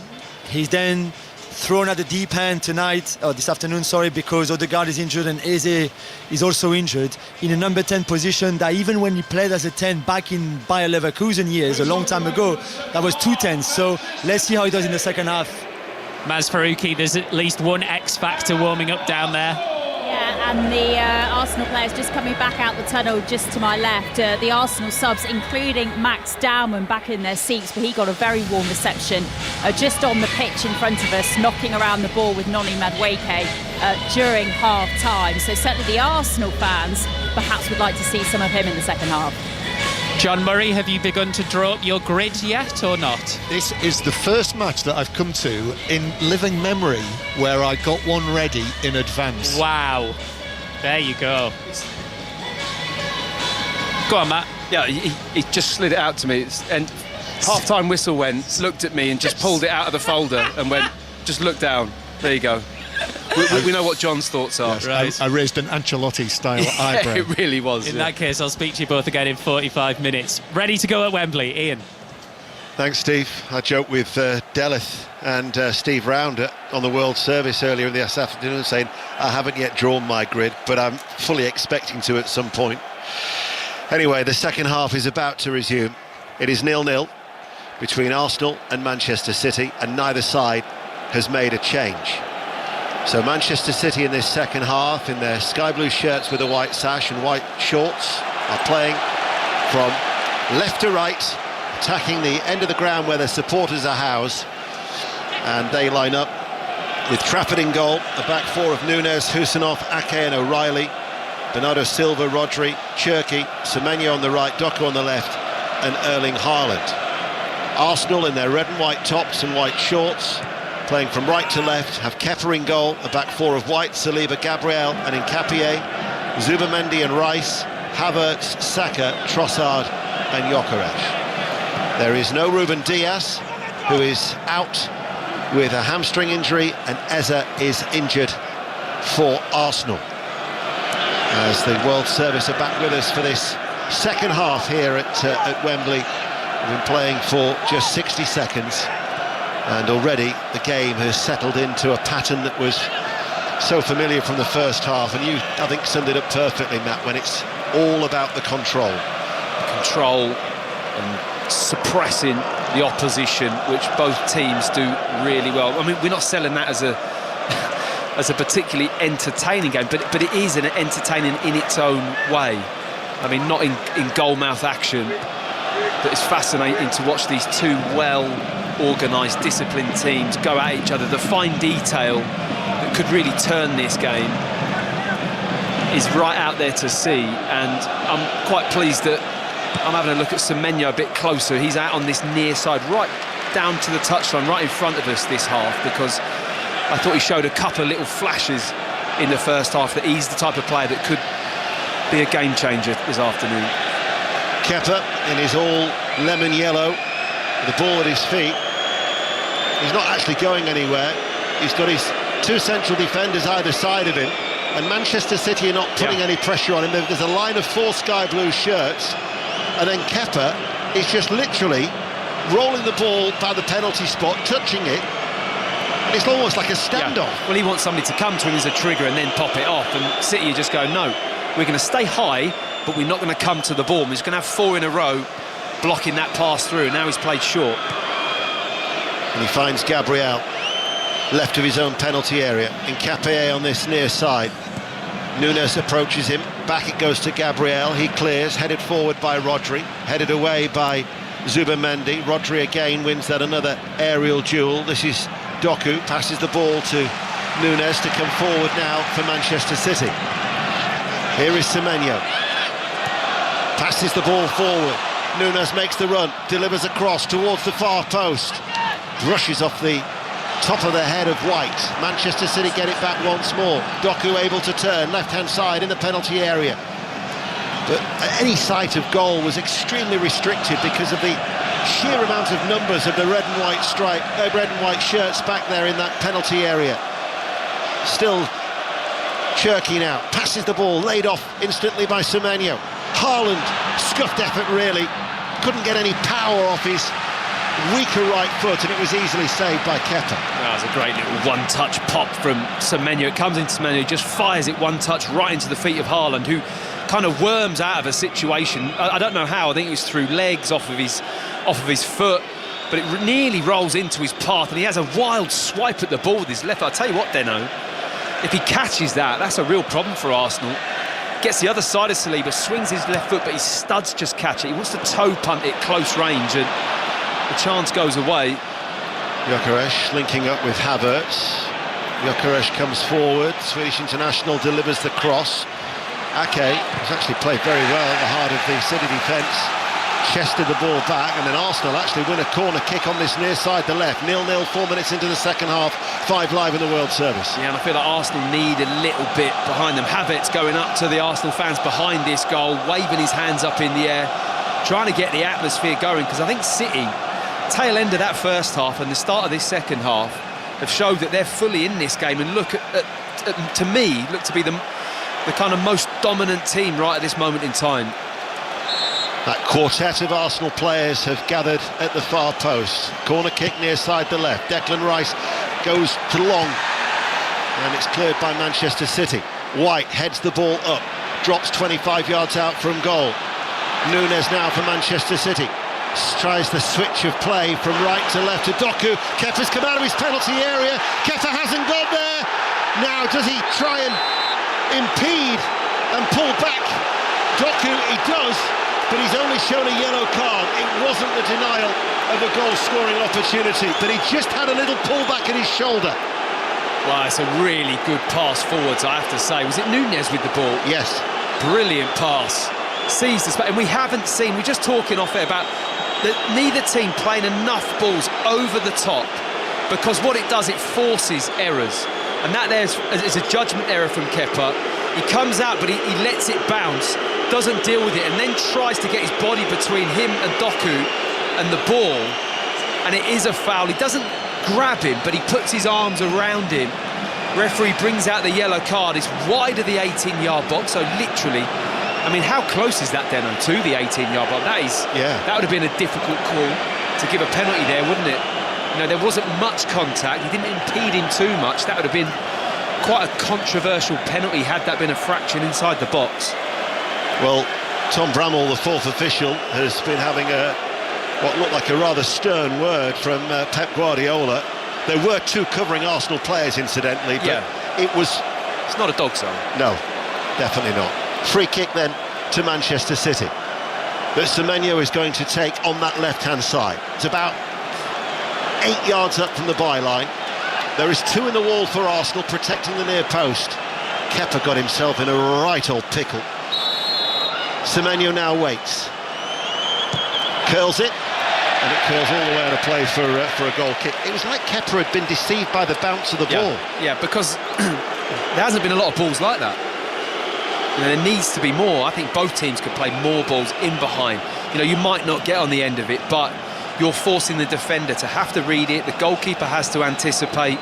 The pass then back to the goalkeeper, or, you know, it goes out for a throw-in. You win territory up the pitch. You can build from there. It all has been very kind of intricate football, play short, play through. And as I say, that Kepa just gets it out of his feet now and has gone long into Gyökeres. The last sending off, actually, in the League Cup final was a goalkeeper, Matt Duke of Bradford City, when they were beaten by Swansea in 2013. As Trafford, his opposite number, all in green, with that little flash of orange going down the side of his shirt, clears away in front of the Arsenal supporters, some of them who are swirling their red and white scarves above their heads. It remains 0-0. Rice goes into the challenge, not once but twice. It breaks forward, but away from that little spin of the ball, took it away from Saka, and O'Reilly at left back goes back to O'Reilly. Interesting now, though, that Declan Rice, we touched upon it in the first half, is filling in at left back. Nkapie's not venturing as forward as much, and therefore it's allowed Declan Rice to have his more natural midfield position. I prefer that, if I'm honest. I mean, that's where I see the best of Declan Rice. He's tackling Deno.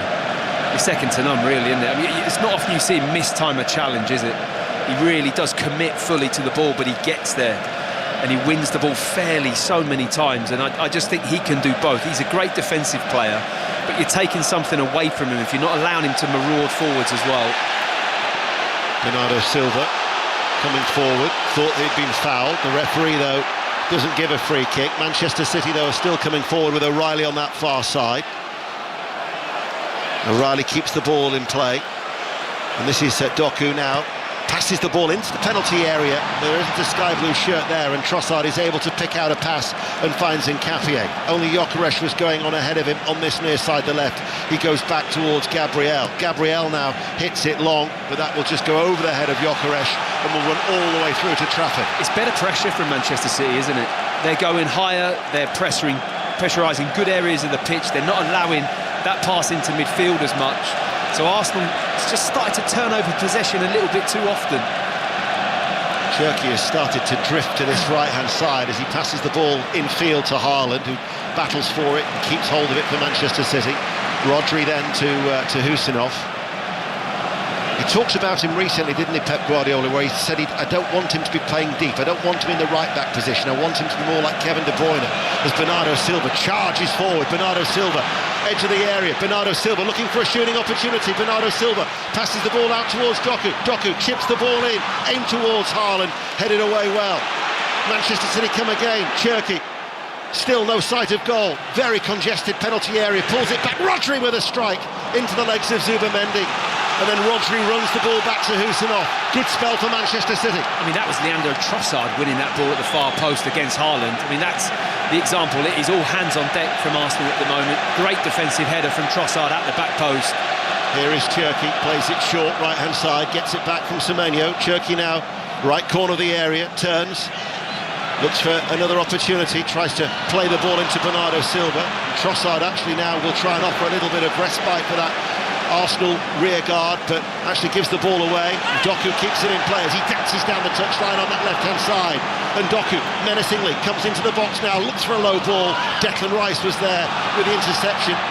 And it's Arsenal who are struggling at the minute. Ake heads it forward. This is a really good spell by Manchester City, and they're urged on by the City supporters. We've been playing now for 11 minutes in this second half, and it remains 0-0. Live on BBC Radio 5 Live. Plenty of vocal encouragement from the thousands packed behind Kepa's goal. Every outfield player is in the half away towards our right. I mean, it's hard to overcook the intensity of this game at the moment. It's so intense. Semenyo comes forward. Semenyo, well, he went for a curler and couldn't get the curl. Actually, it went just in a straight line off his left boot and straight out for a goal kick. 0-0. He had that kind of wobbly movement, didn't he? He was looking to curl it and get a nice bend on the ball with his left foot. But instead, he hits it quite flat and it just moves through the air, harmlessly wide. But he's showing real signs of wanting to get at his opponent. Nkapie in that left-back position. If you allow him to drive into the 18-yard box, you've got to be really careful. And like I say, his turn of pace, I think he's the sharpest player maybe on the pitch at the moment. He's looking for his first trophy of his career. I actually went through the respective squads and totted up, and this is a rough estimate, because it's, you know, I'm not including the Community Shield or anything like that, but a rough estimate, in the Arsenal squad, 41 individual honours in the Arsenal squad, compared to 151 in Manchester City. Wow. You know, they've been serial winners under Pep Guardiola. Doku, edge of the area, opportunity for Cherki, hit it first time off his left boot, blocked. Havertz now rolls away from Rodri. Excellent recovery challenge coming in though from Nunes, who's tucked in the right back into a central area as Manchester City win the ball back. And now it goes out towards that far side, and here is O'Reilly. They're at a walking pace, Manchester City, but they're starting to turn the screw. Here is Semenyo, level with a penalty area on the right-hand side. Nunes goes on the overlap, not utilised. Nkapie bites into the challenge. Semenyo runs away from him, and then Rodri to Husinov. Mikel Arteta, I think he's a little worried that Arsenal are sitting too deep. He's keen to get them pushing out those red and white shirts. Yeah, they've got to ride this storm at the moment. They're right under it, big time.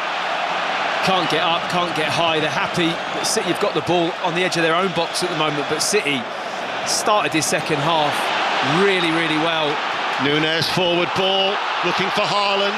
Saliba has to cover. Haaland in goal, and then Saliba takes it away off his toes. It was a nice little interchange between Nunes and Semenyo, but again, Arsenal needed to be alert. Otherwise, Haaland could have been in on goal, but Rodri again wins the ball back for Manchester City. So effective in that role. And now here is Bernardo Silva to Cherki. Cherki with an opportunity to run at Nkapie. Nkapie, who was booked in the first half, gets one challenge in, holds up the run of Cherki. And now it's with Rodri to take over. We've been playing for nearly an hour. Cherki now, 25 yards out from goal. Nkapie tight. Nunes, Bernardo Silva. A lot coming down this near side. The City right as they play from left to right. Bernardo Silva back towards Rodri. Ball into the penalty area towards Haaland, headed out by Saliba. Ake with an opportunity, wouldn't sit for him, and then it's cleared away by Nkapie for Arsenal. But they are really up against it at the minute, well, Arsenal. You've got to think that if City don't get something from this passage of pressure, they could have just, you know, unloaded too early, really. I mean, they're putting so much into this bit. Cherki, right-hand side with a cross. Kepa hasn't got there! And Nico O'Reilly with the header, stooping with a breakthrough goal. He's just turned 21 yesterday. He's got the opening goal of the 2026 Carabao Cup final. And the nature of this final, who knows, it might even be a winning goal. What a 24 hours, and the delight for Manchester City as Arsenal, for the first time in this League Cup campaign, fall behind for the first time. Well, what a mistake from Kepa. You have to say that first. It's a goalkeeping error, it's a handling error as it goes over the top of him. But what I have to say is that you start the second half as well as what Manchester City have done, and you apply this kind of pressure and you keep sticking the ball in there. You don't let Arsenal out, you pin them back into this box. Situations like this can happen, and it has happened. It's just a complete fumble through the fingertips of Kepa. It's over his head, he's crossed into the box and he's reaching up at full stretch. And instead of maybe just tipping the ball away or trying to put it over the crossbar, he's trying to catch it with two hands. He doesn't get a handle on it, he takes all the pace off the ball and it just drops behind him, right in the middle of the 6-yard box. And the timing of O'Reilly arriving couldn't be any better. He just pounces on the loose ball and nods it into an empty net. What a giveaway. But I tell you what, Manchester City have earned it. The start of this second half has been top draw. The goal that they threatened has arrived. But Julian was talking about it earlier on. It's going to come from a mistake. And Kepa will have nightmares about that. He will. He had a shaky moment with the yellow card, didn't he? Which might have unsettled him. I mean, he's not the tallest of keepers, is he? I mean, he's very agile, but it's a horrible error on this stage, at this moment in the game. To concede like that is a hammer blow, and Arsenal really have to get hold of the ball because they're struggling to get it even now. Here is Haaland looking for O'Reilly and cleared then by Gabriel. And it just keeps coming back at the minute. The last 9 teams to score the opening goal in a League Cup final have all gone on to win. The last team to score first and fail to win was Sunderland back in 2014. Sunderland, who today beat Newcastle United in the Tyne and Wear derby by 2 goals to 1. Aston Villa beat West Ham 2-0 and Tottenham Hotspur 0, Nottingham Forest 3, while Celtic were beaten 2-0 at Dundee United in the Scottish Premiership. But this is the League Cup final. And it is Manchester City who are leading. And Calafiore, I think, might be coming on. There's activity on the bench. Madueke is also getting stripped, so there is activity on the bench. Let's go down to the touchline. Masfaruki. Yeah, Noni Madueke and Calafiore stripping off, Ian, ready to come on. There's been a meeting between Mikel Arteta and some of his support staff, and they're going to make the changes very shortly. Thank you, Mas. Well, Nkapia will one for Calafiore. Yeah, but the Madueke one will be interesting to see who he comes on for. You'd expect Trossard or possibly Havertz, who has struggled to get into this game in that number 10 role. I mean, not to have Eze in the form that he's in, it has been noticeable, certainly in their kind of build-up play and creating opportunities, but there's been something about City the second half, Deno, hasn't there? They've come out possessed, really. Yes. The way they've gone about the start of this second half has been so impressive. I've not seen many teams dominate Arsenal in the way they have done in the last 10 minutes. It's been absolutely sensational, really. And once again, it's Doku coming forward for Manchester City, left-hand side of the penalty area. Waiting, looking maybe for an opportunity. Passes the ball to Nunes, short and forward. Rodri, right-hand side of the penalty area, returns it back towards Nunes. Time to pick his spot with the cross! It's O'Reilly again! Nico O'Reilly at the double! And Manchester City have taken a real stranglehold now in this League Cup final. They lead Arsenal by 2 goals to 0. 2 headers, a cushion, and they're on the way to more League Cup success. Yeah, they're on the way to League Cup success, and Pep's on his way down the touchline, sprinting Mourinho style all the way down with the City fans celebrating. Look how much that means to him. What a key goal this could be. And it's O'Reilly again. I have to say, they have just got the better of Arsenal in every single department since the start of this second half. They've got too much at the moment. They're just pulling them apart. They're not allowing them to put the ball. They're pinning them in the box. They're manoeuvring it nicely.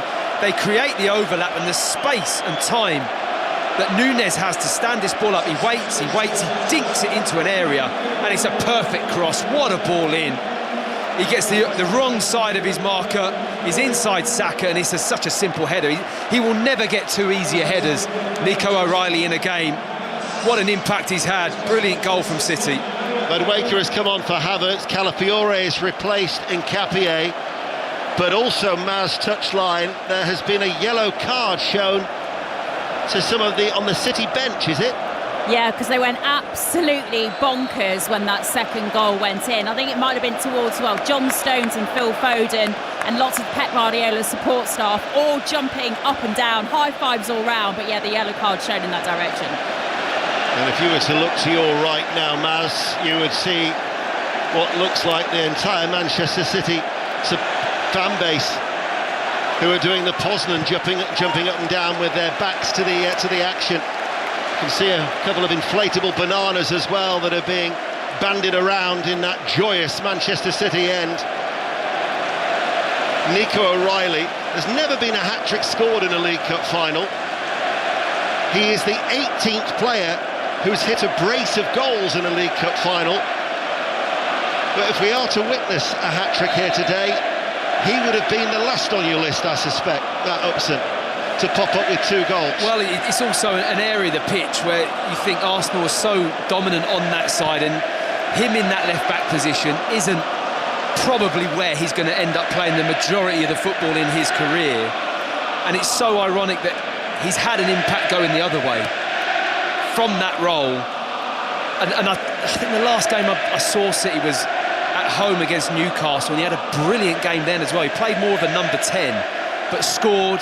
He scored 2 in that game actually, and was hugely effective. I mean, he's having a top season. What a breakthrough season he's having, and he's fast becoming, one of the key members of this starting 11 at Manchester City and England as well. And again, to be able to play left back, but know that really you're probably more of a number 10. I mean, he gets away with it because he's just a great athlete as well. He looks about 6'3", probably, maybe even taller. Can run, he's rangy, and he gets in the right place at the right time. His picture of the game has been absolutely spot on. Mikel Arteta has never lost at Wembley, either as a player or indeed as a manager. But his side are 2-0 down.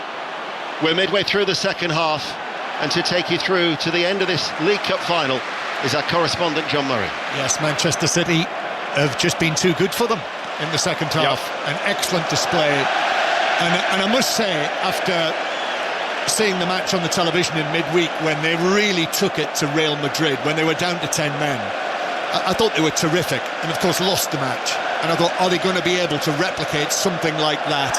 A few days later in a cup final, there's a foul on the far side, and that's a yellow card that's been shown, I think, to Ben White. Yeah, it's a bit rash. Yeah, it's a frustrated challenge. It's exactly what it is. So a yellow card for Ben White. Just really stepped into the challenge. And Manchester City aren't very happy about that either, are they? No. Bernardo Silva. He doesn't catch him though, John, does he? It's that one where you step in a bit late and maybe a thigh or knee just catches into the side of Cherki. But back to what you were saying, you're absolutely right. They've started this second half thinking we're just going to take this game. It's the bravery. It's no fear. Do you know what? We might get counted. We might get done the other end, but we don't care. It's a cup final. We're going to have a crack at it. And I have to say, they've gone for it big time, and they've got their reward. So the potential Arsenal quadruple is looking very shaky now. We've still got just under a quarter of the match to play, but Pep Guardiola and his team and his 21-year-old goal scorer Nico O'Reilly have taken a grip on it. Here's Madueke, who has gone over to play on the right, so Saka more centrally.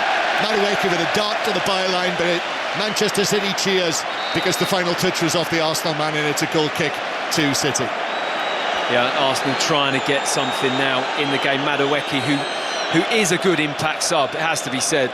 You know, this season he's come on and had quite an influence for Arsenal in quite a number of games, but they just haven't produced enough going forward.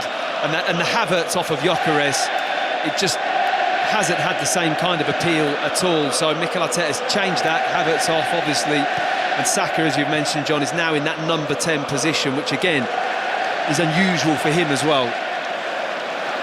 So it could be Nico O'Reilly. I hesitate to call him an unlikely match winner because he has shown very much over the course of his first couple of seasons as a Manchester City first team player of what he is capable of doing. I mentioned before Christmas he scored his first Champions League goal in the Bernabeu against Real Madrid. As you say, scored a couple of goals in the match against Newcastle United recently, and here he is now on the ground where he made his debut for Manchester City in the Community Shield back in 2024, and indeed made his England senior debut in this stadium before Christmas. Well, it's so interesting. I mean, we've seen like Miles Lewis-Skelly burst onto the scene, play and score for England here, and this season has barely played, and you know, the competition.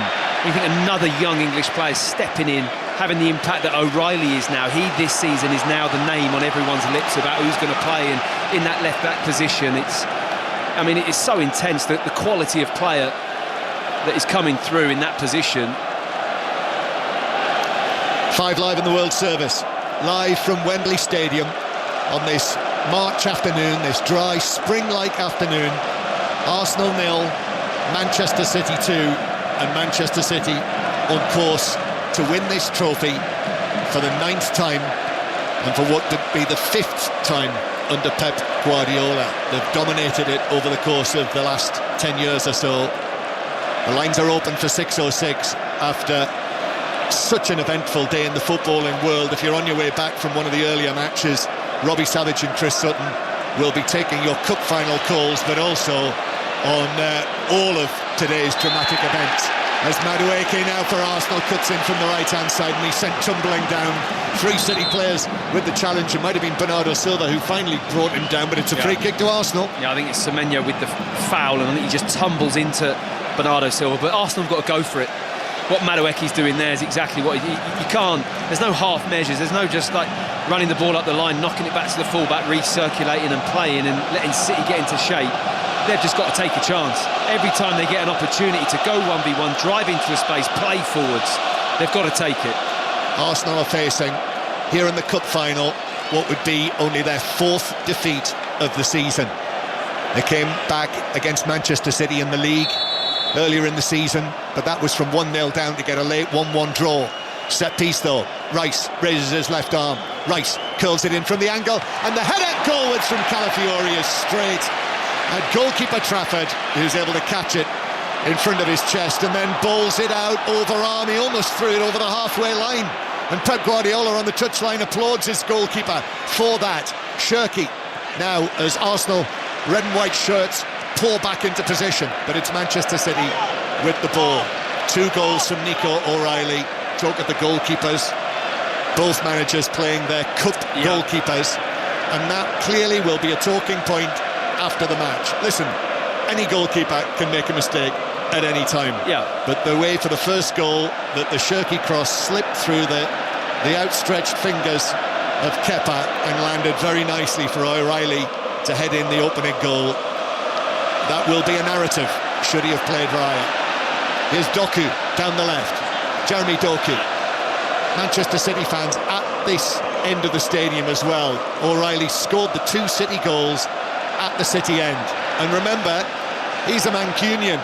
He's a Manchester lad from Collyhurst, which is where Brian Kidd and Nobby Stiles both came from as well. 2 of the great names of Manchester football. And here at Wembley, Nico O'Reilly is making his mark. But here's Shirky now, past 2 men, cuts it back across, but into the path of Saliba, who can just calmly pass it away ahead of Haaland, and Arsenal take it back towards the halfway line. But since the changes that Mikel Arteta has made, really, Arsenal are making no real impression. City are not going to let this game slip now. That is just the feel of this game. They are so up for this. I mean, Cherky just ran past 3 Arsenal players there. When have you seen that this season, John? I've barely seen it. And I think City have just had that edge. That's the only way I could describe it, really. It's a psychology, it's an edge where they've just gone for it in this second half, and at the moment look so dominant, to the point of, are you still hiding? You've got that grid penalty grid anywhere, or where's the bin? That's gone now, isn't it? 2-0 to Manchester City. Lines open for 606 on 5 Live. 08085 909 693. That is free to call from mobiles and landlines. Text in to book your call 85058 at your standard message rate, or get in touch hashtag BBC 606. Robbie Savage and Chris Sutton waiting for your calls. Arsenal. Ball is played over the top by Zubamendi. Saka's able to pull it back. I thought it might have bounced over the white line before he hooked it back across, but City were able to clear it. And I'm with you, Matt. I must say, anything can happen, of course, in football, but it has that feel that Manchester City have got a grip on this. Arsenal have got to raise their levels, and Madueke loses the ball. He just ran into the tackle of Bernardo Silva, who might even have been fouled there as he tried to win it back. Then Doku wins a throw into Manchester City 10 yards inside their own half. This Manchester City team, Pep Guardiola at the helm, they look as though they are not in a mood to let this slip. No, it's been too good. It really has been too good. And Mikel Arteta is with his coaching staff, just having a chat, and the look on his face, just rubbing his face and exhaling as if to say, what do I do here? Where do I go with this now? And I'm not too sure what the answer to that question is, to be honest. It's just the intensity and the edge that City have. They want this game, and they've got themselves into that position. The confidence is there, the tails are up. They're all over the pitch defensively. Looks like they're going to defend the box and the midfield really well. It's going to take something special to break him down. Mateus Nunes with a foul on Calafiori. Arsenal take the free kick. Ball is played over to the far side, but there's O'Reilly, who of course will be in the running for the Man of the Match award. Puts in the tackle, does his defensive work there, and that's the thing about him, is, you know, his adaptability, the fact that he can get forward. And O'Reilly now 8 goals this season. Amazing. Which is incredible. You won't be surprised to hear the best goal scoring season of his senior career so far. Long pass forward from the right. Gyökeres jumps for it. Calafiori tees it up and shoots across goal, and it clips the post. Clips the face of the far post as it went beyond and through for a goal kick. Closest Arsenal have come. I just love the way he tees that up for himself. One of those where if you're in the back garden as a kid and you want to just flick one up and volley it, he just does it as it comes out to him. He gets headed away out to him. It's Trossard with the flick, isn't it? And then he tees it up with his left foot, with his side foot, waits for it to come now, hits it on the volley with his left foot. And there might be a tiny touch from Trossard there as he reaches across, and that skims the far post. Great effort from Calafiori. Did he? I'm not sure. Trossard stretching for it. Surely if he got a touch, it would have been in. Yeah. Looked like there might have been a tiny nick on it. Arsenal 0, Manchester City 2. 5 Live in the World Service in front of 88,486. That's the official attendance inside Wembley Stadium. And the Arsenal supporters, who were tense, they were nervous about this because of all of that talk about what it might mean in terms of the psychological side of things. And in 4 weeks' time, right now, to the minute, you need to be listening to 5 Live and our commentary on Manchester City against Arsenal in the Premier League. Let's go down to the touchline to Maz Faruqi. More Arsenal substitutes, John, about to come on. Gabriel Martinelli and Gabriel Jesus stripping off and ready to come on shortly. Yep. Gabriel Jesus, the former Manchester City man. Gabriel Jesus, who was involved in that run when Manchester City won this trophy 4 in a row. In fact, he was involved. He was an unused substitute in that final, which was Pep Guardiola's first cup final success back in 2018 in this competition. And with all of the talk about whether this might be his final season to get a trophy, I think we will see just how much it means if they're able to see this out and the latest Arsenal attack breaks down. Manchester City come forward with Haaland through the middle, and he passes it to Shirky, who's in no hurry here. There's no urgency now from Manchester City. No. I thought for a minute he was going to take it to the corner flag. Passes it infield, and Rodri has a poor touch. Haven't been many of those today. Puts it out for a throw to Arsenal. I mean, I can't tell you how good Bernardo Silva's been in the second half as well. I mean, you underestimate what he does out of possession. I mean, the challenge, the way he's won the second ball about 30 seconds ago, it was some tackle. And his anticipation, he's on it again now, just reading a loose ball from Ben White, he's in, nicking the ball, and that's all part of the City plan. They're just completely dominating Arsenal at the moment with those second balls and in the midfield area. Only 10 minutes to go. It's flown by, hasn't it, second half? And Manchester City are on the way to victory. That's what it looks like here. Arsenal just clearly have got to get themselves on the score sheet. They just need a moment, don't they? A bit like Calafiori there with the chance, the rare chance. Yeah, something's got to drop, isn't it?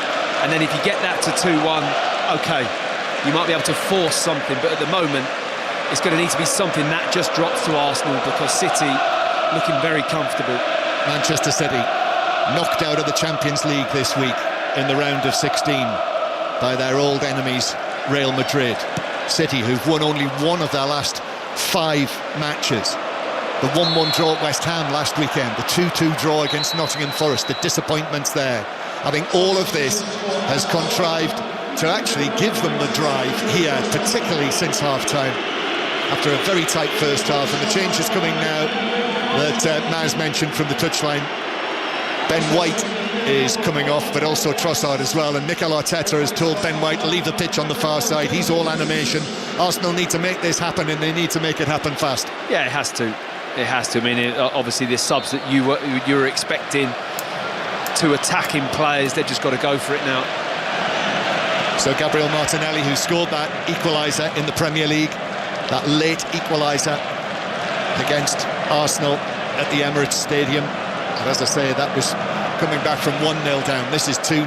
So Jesus is on, Martinelli's on, Madueke, Saka, Gyökeres. Here is Calafiori then, the substitute left back. Martinelli drops his shoulder and then actually knocks it over the white line for a throw-in to Manchester City. And now City have got Arsenal exactly where they want them. Mateus Nunes just wanders over to pick that ball off the cone. There's no urgency now, not for Manchester City. You can enjoy it, you can almost smell the roses. The ball bounces back for Arsenal. Saliba, Zubamendi. Arsenal, who've not lost for 2 months since that defeat, that only defeat of the season for them at the Emirates. It's a 14-match unbeaten run for them in all competitions since Michael Carrick's team won at the Emirates. Out of play for a throw into Manchester City. But towards Semenyo, just had an element of foul throw about it from Mateus Nunes. And Arteta being on the pitch to grab the ball as well. I think it had gone off, just about, but he's quick to snatch that ball, isn't he, when it hovers near the touchline, John. He's on it in a shot, Mikel Arteta. He's never far from the action. They've got to step it up. That's why.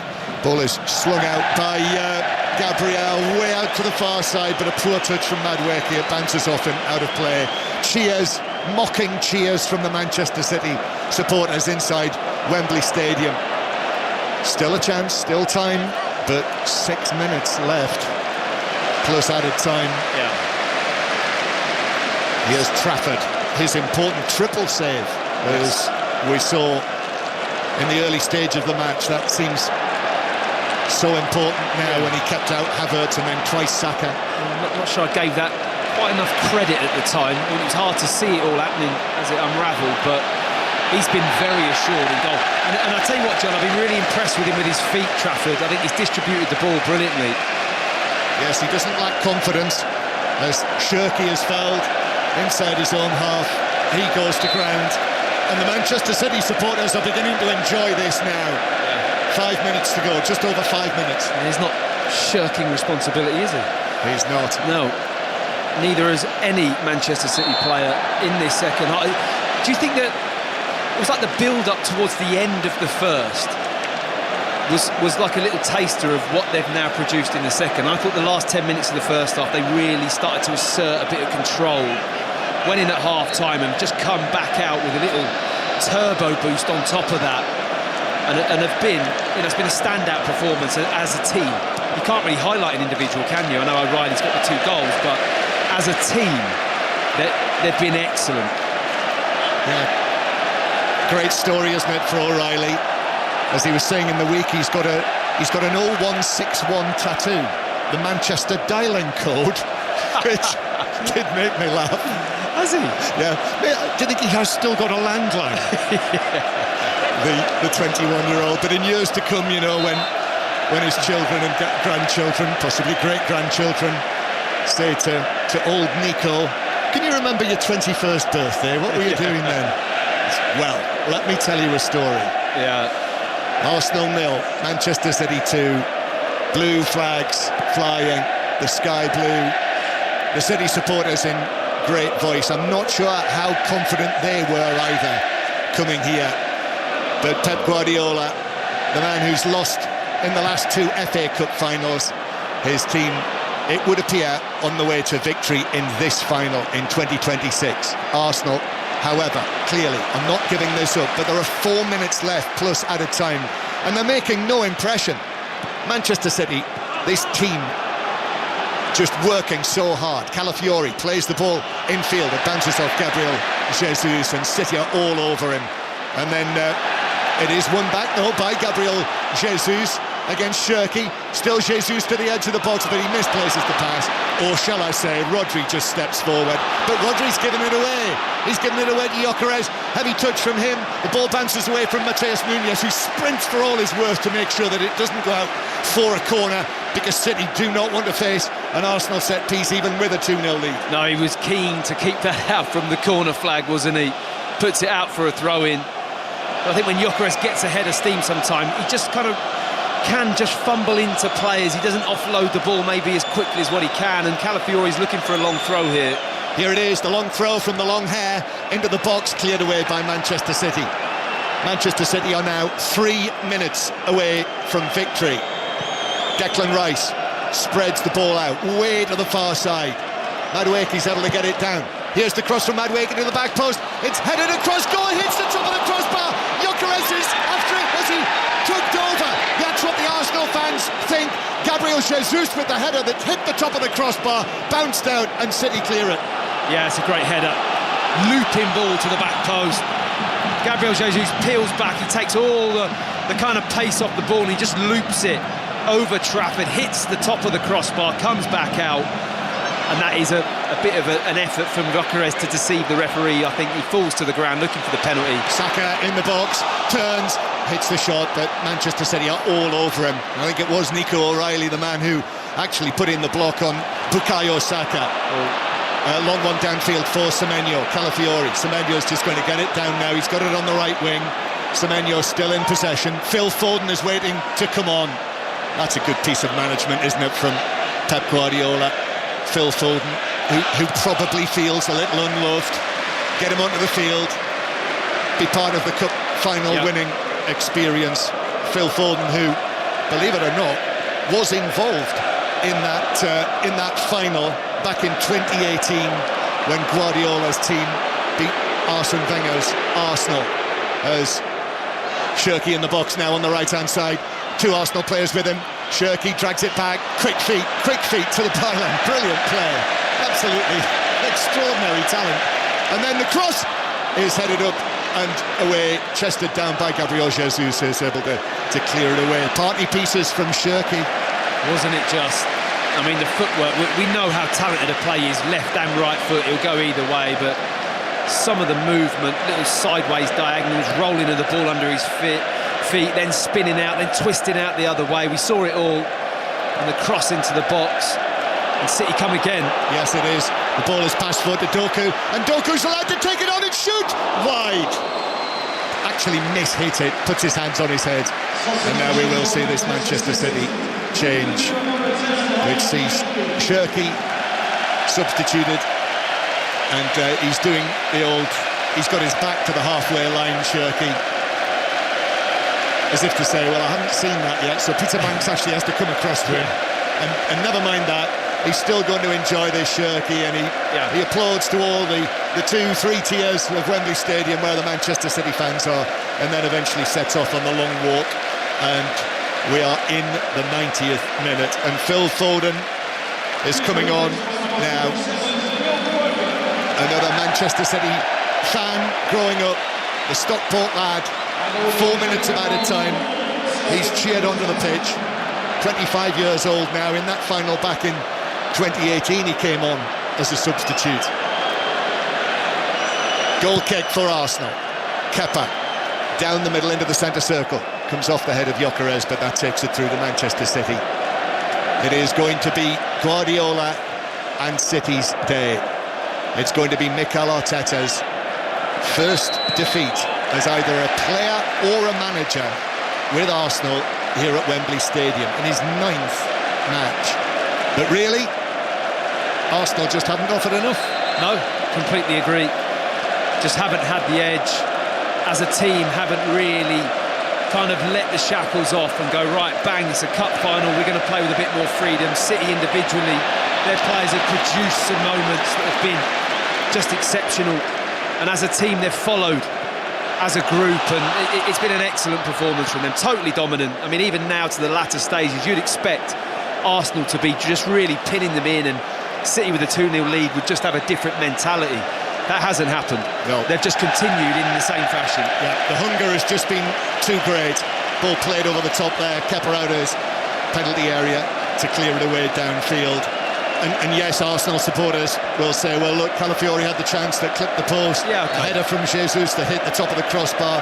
Fine lines, but over the piece. Yeah, no, I think the error from Kepa is key, isn't it? It literally slipped through his fingers, and then, you know, but the pressure was there, John. You know, Manchester City created that scenario. Arsenal, no, the pass is overhit by Martinelli down into the full-back area. Calafiori, there's no way he's going to reach that. We've already had 2 minutes of the 4 that have been added on. Semenyo's running out of play on the halfway line. And Pep Guardiola now just moments away from winning yet another trophy. This will be his 19th trophy in his almost decade as the Manchester City manager. As it's played into the box for Arsenal, but Husanov was up to head that away. No Diaz for Manchester City. Mark Gay not able to play in the final. But Arsenal really haven't tested them enough. Nathan Ake come into the centre of defence to play alongside Husanov, who's really impressed the Uzbek in recent times. Arsenal going back to Saliba, who curls it out to the right-hand side. And Madueke is there. Madueke running at O'Reilly into the penalty area, still going, plays it back, or tries to play it back to Saka, but who was there? Rodri just managed to get himself into the perfect position. He smelt the danger there, Rodri. He knew that Saka was the danger man, and Rodri went and stood in front of him and was able to intercept the pass. Yeah, it was top sweep-up play, that, wasn't it? Mopping up the trouble. It was quite a cutback as well, and he released himself early to go with Saka. Brilliant read from Rodri. These are the final moments now, the final seconds, where a quadruple is possible for Arsenal this season, and indeed hundreds. In fact, as I just stoop down and look at the top tier, thousands of empty red seats are appearing in the Arsenal sections. And to my right, it's all sky blue and white flags being waved by the Manchester City fans. They sold out their allocation for this one, even though it's the 22nd time that they've been to Wembley under Pep Guardiola's management. I think the feeling was with City fans for this final against Arsenal, they had to be here, and they have seen Manchester City beat Arsenal. Second place in the Premier League, beats the leaders. Just Arsenal's 4th defeat of the season. Pep Guardiola and Mikel Arteta shake hands. The first time that Mikel Arteta has experienced defeat here at Wembley Stadium with Arsenal. And the question will be asked, does that have a psychological effect for Manchester City against Arsenal when it comes to the Premier League? But more importantly for Manchester City, they've won the Cup for the 9th time, for the 5th time under Pep Guardiola, and it does for Manchester City ensure that this season they will have silverware. And if it is Pep Guardiola's final season as manager, he's delivered another trophy. Yeah, and what a performance his team have delivered. I have to say the second half was just sensational. Manchester City fully deserving the 2-0 victory, and I think a great example of a team that in a major final are able to hit and find a performance level and play with the freedom you need to in order to make the difference to win the game. I don't think Arsenal quite got themselves into that headspace where they looked like that was going to happen. They started brightly first 5-10 minutes, and then from then on it just felt like City were gradually growing into the game all the way through to the end of the first half, and the second half was theirs hands down. They absolutely dominated, and credit to them. I think you can make it more about that than Arsenal underperforming, because I think Manchester City were absolutely superb. Yes, they were. It does, though, for Arsenal continue. They've not won this trophy for 33 years, and losing today, Arsenal, it extends their unwanted record of most defeats in League Cup finals to 7. But Matt Upson absolutely correctly, it is Manchester City who have gone out and won this, and what a story it is as well, with the young Mancunian Nico O'Reilly, watched today by his England manager Thomas Tuchel, scoring both goals in the second half, 2 headers. Questions will be asked about Arsenal's goalkeeper, and I think questions will be asked about Arsenal after this. But it is Manchester City's day at Wembley, and it's Pep Guardiola's day at Wembley again. Arsenal 0, Manchester City 2, and Manchester City win the Carabao Cup. And it was ever thus on a cup final day. The Wembley clear out of half of the stadium has begun, but it's not that far away from complete. Arsenal fans have streamed out of the stadium. They do not want to watch any of this. Their players away to the left-hand side are really sort of traipsing round the pitch. You could see the anger in Declan Rice's eyes after the full-time whistle. At the other side of the pitch, party on for Manchester City. They're all in front of the City fans, the blue flags waving back and forth. There is a plinth set up down there as well. League Cup final 2026 winners. The Manchester City players will go there after they've been up the steps next to us to collect the trophy. That is 9 League Cups for Manchester City. That is 5 League Cups for Pep Guardiola. Manchester United have only won 6. It is his competition, Julian Laurent, yet again. Yeah, and there's still very much life in the old guard, or old Lion, or old whatever you want, old Spaniards, old Catalan. It's funny, isn't it, football? Because at half-time we said we expected that second half to start in the same way that the first half went, and I think it looks to me that Mikel Arteta and his Arsenal players believed as well and thought as well that the second half we start on the same rhythm than the first half went, and actually City decided not to. And then when City put their foot on the pedal and start to go into second gear and to third gear, if you're not ready for it, then they put you under more and more pressure. And of course, the game changes on that Kepa mistake. And we can't rewrite history. But I would have never started Kepa today. I understand he played every single game so far in this tournament. For me, in a final like this, at this stage of the Arsenal project, there's no room for sentiment. Your best team has to play.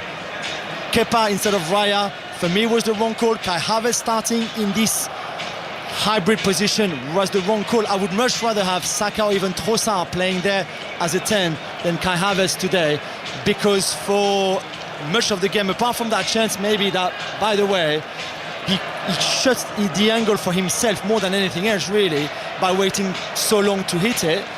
After that, we didn't see him until he came off, really. And I know it's harsh, but I think Mikel Arteta and his players will learn a lot from today, because those finals as well are won and lost on decisions that you make, not just on the pitch, like the Kepa mistake, but also, I think, off the pitch, pre-match and at half-time. Yeah, I mean, I think that's a fair point, and the scrutinising that would be interesting. But for me, Jules, the most disappointing, and I don't know about you, but is that you said about Manchester City coming back out and they put the pedal down. They found that. I don't think Arsenal found the pedal. No, true. So I think, you know, that whole controlling element of it. Sometimes you get these one-off cup finals and it's like that goes out the window. Yeah. It's like you got to swing for the fences sometimes and just go for it and let off the shackles and be a bit free. But when you're playing in that way so often all the time, it becomes a habit, doesn't it? Yeah. So then switching it the other way is incredibly difficult, and I just don't think they look like they could react to the way City started. They were so dominant, weren't they? That first 10 minutes, and I know the mistake, we can talk about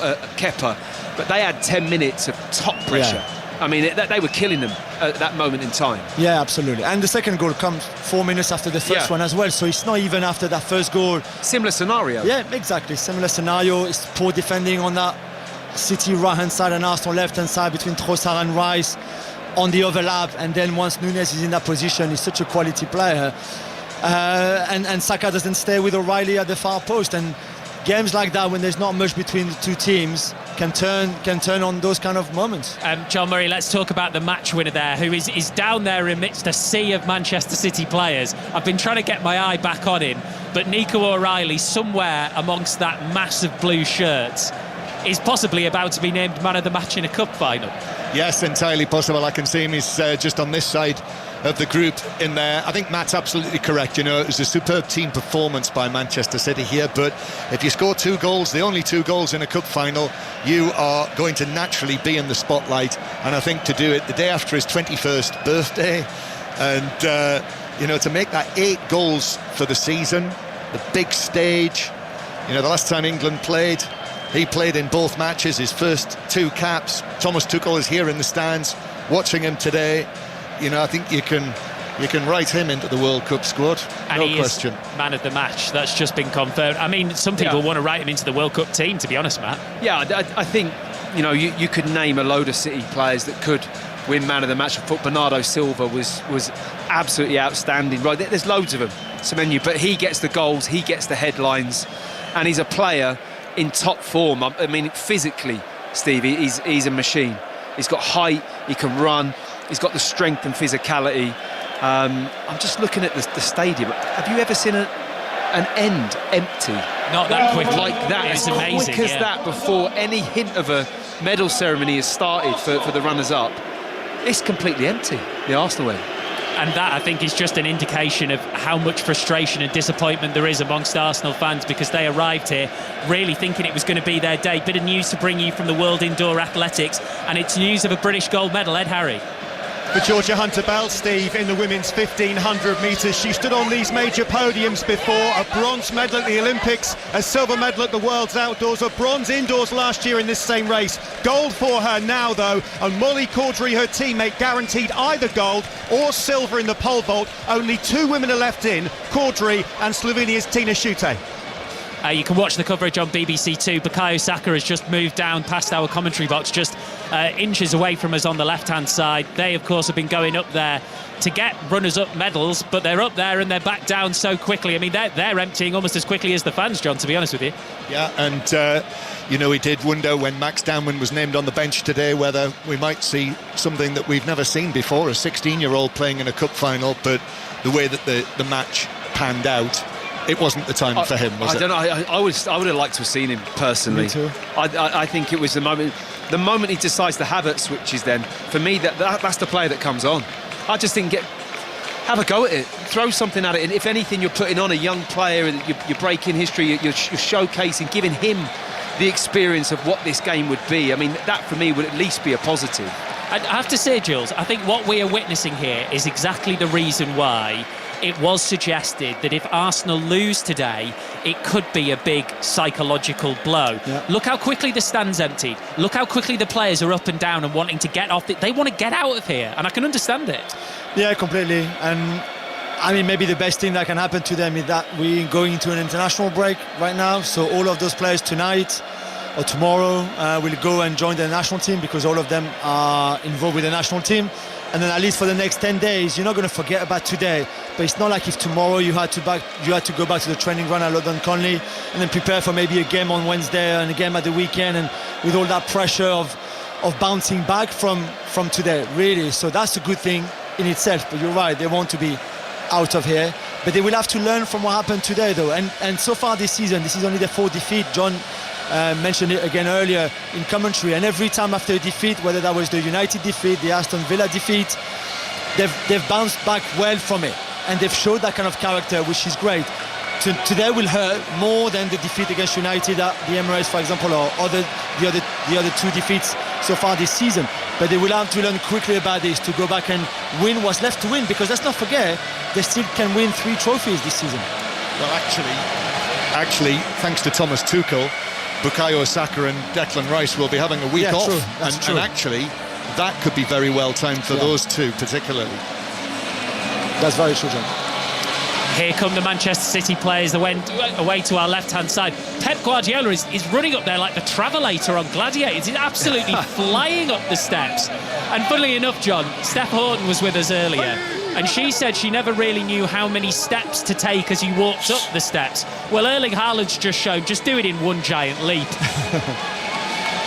Yeah, I can just see their heads to my left through the glass side, because they walk up as you walk off the pitch, you go to the right, and actually I'm just watching here, the League Cup itself is being hurriedly rushed up the steps. Oh, yeah. Yeah, there's a couple of members of staff with white gloves on.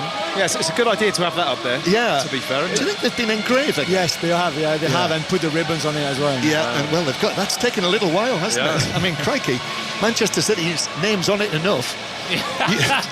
You would have thought it wouldn't be difficult. I don't think you can copy and paste when it comes to engraving. Is it good? Can you not get AI to do that? Well, so the Manchester City players are now gathering. They've come up the steps on the far side, and actually they're going to go up in 2 groups. I'm not sure I've seen this before. So they're going to approach from both sides. Normally it's only you all go up the far side and then walk down this side. And actually, no, they're not. There's another EFL operative who is actually coming across rather hurriedly to tell the 6 or 8 Manchester City players who've come down this side to come back, and then somebody else has changed their mind and have sent them back. It's all a little bit shambolic.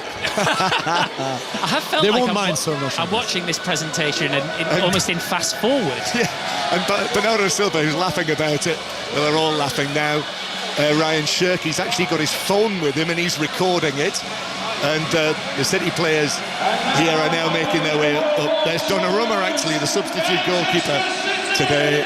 And finally, now, after sorting all of that out, the announcer is saying, here they come, the 2026 Carabao Cup final winners, Manchester City. So all of the players are now up on the top tier, out of our sight. So they'll be gathering there.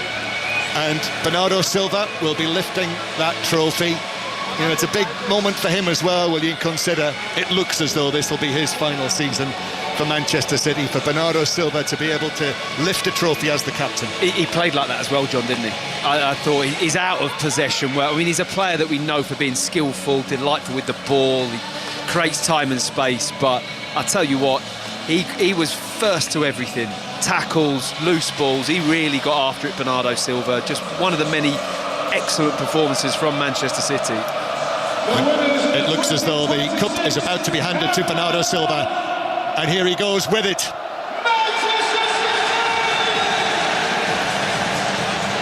Bernardo Silva lifts the trophy high.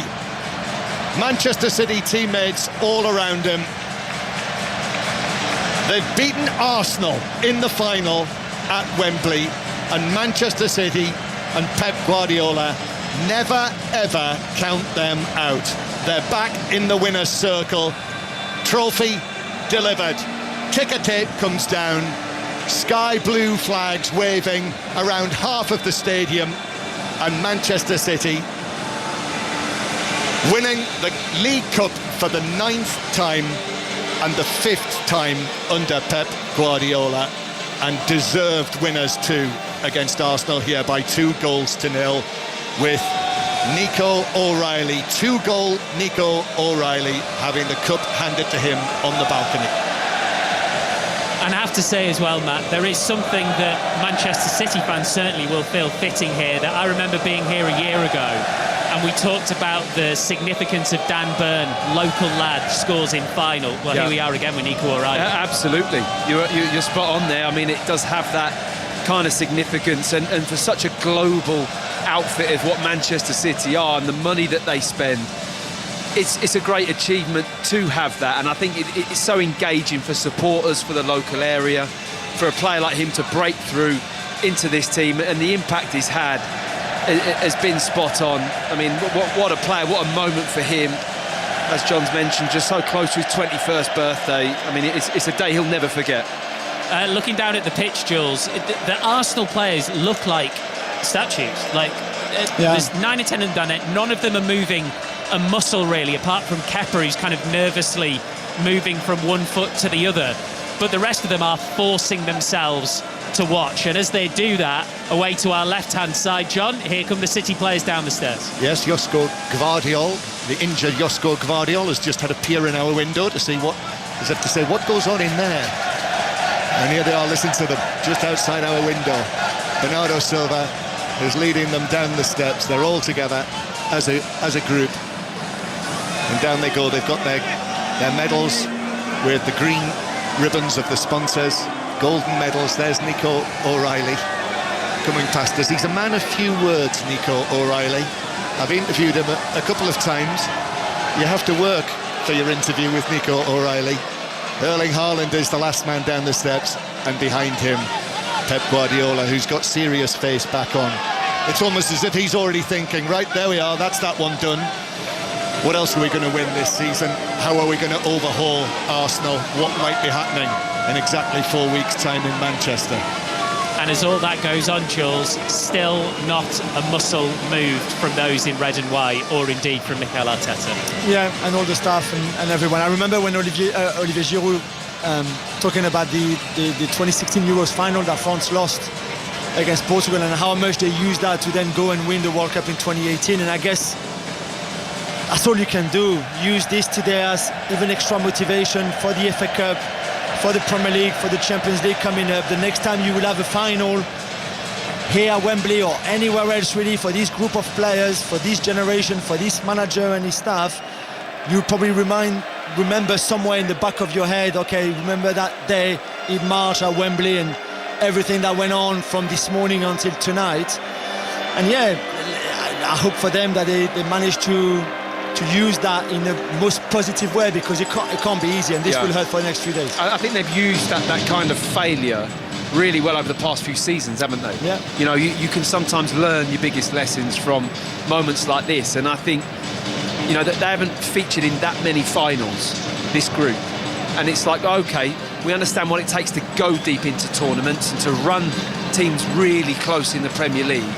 But they've come here today and played against a team that have really took the handbrake off in the second half and just gone for it. Yeah. And everything goes out the window at that point. And I think that's a lesson learned for me from a coaching perspective and a playing perspective. I think there's a lot to take from that. But when you've got Pep Guardiola, who is there mingling with his players, clapping his hands, and he's now telling the other staff down there on the pitch to applaud the team, the players who've got the blue shirts on and are behind because there's another stage now on the pitch with the sponsors' logos around. These are the pictures you'll be seeing on social media, in the newspapers, with the cup in the middle of it, so they'll be lifting that very shortly. And here we go again.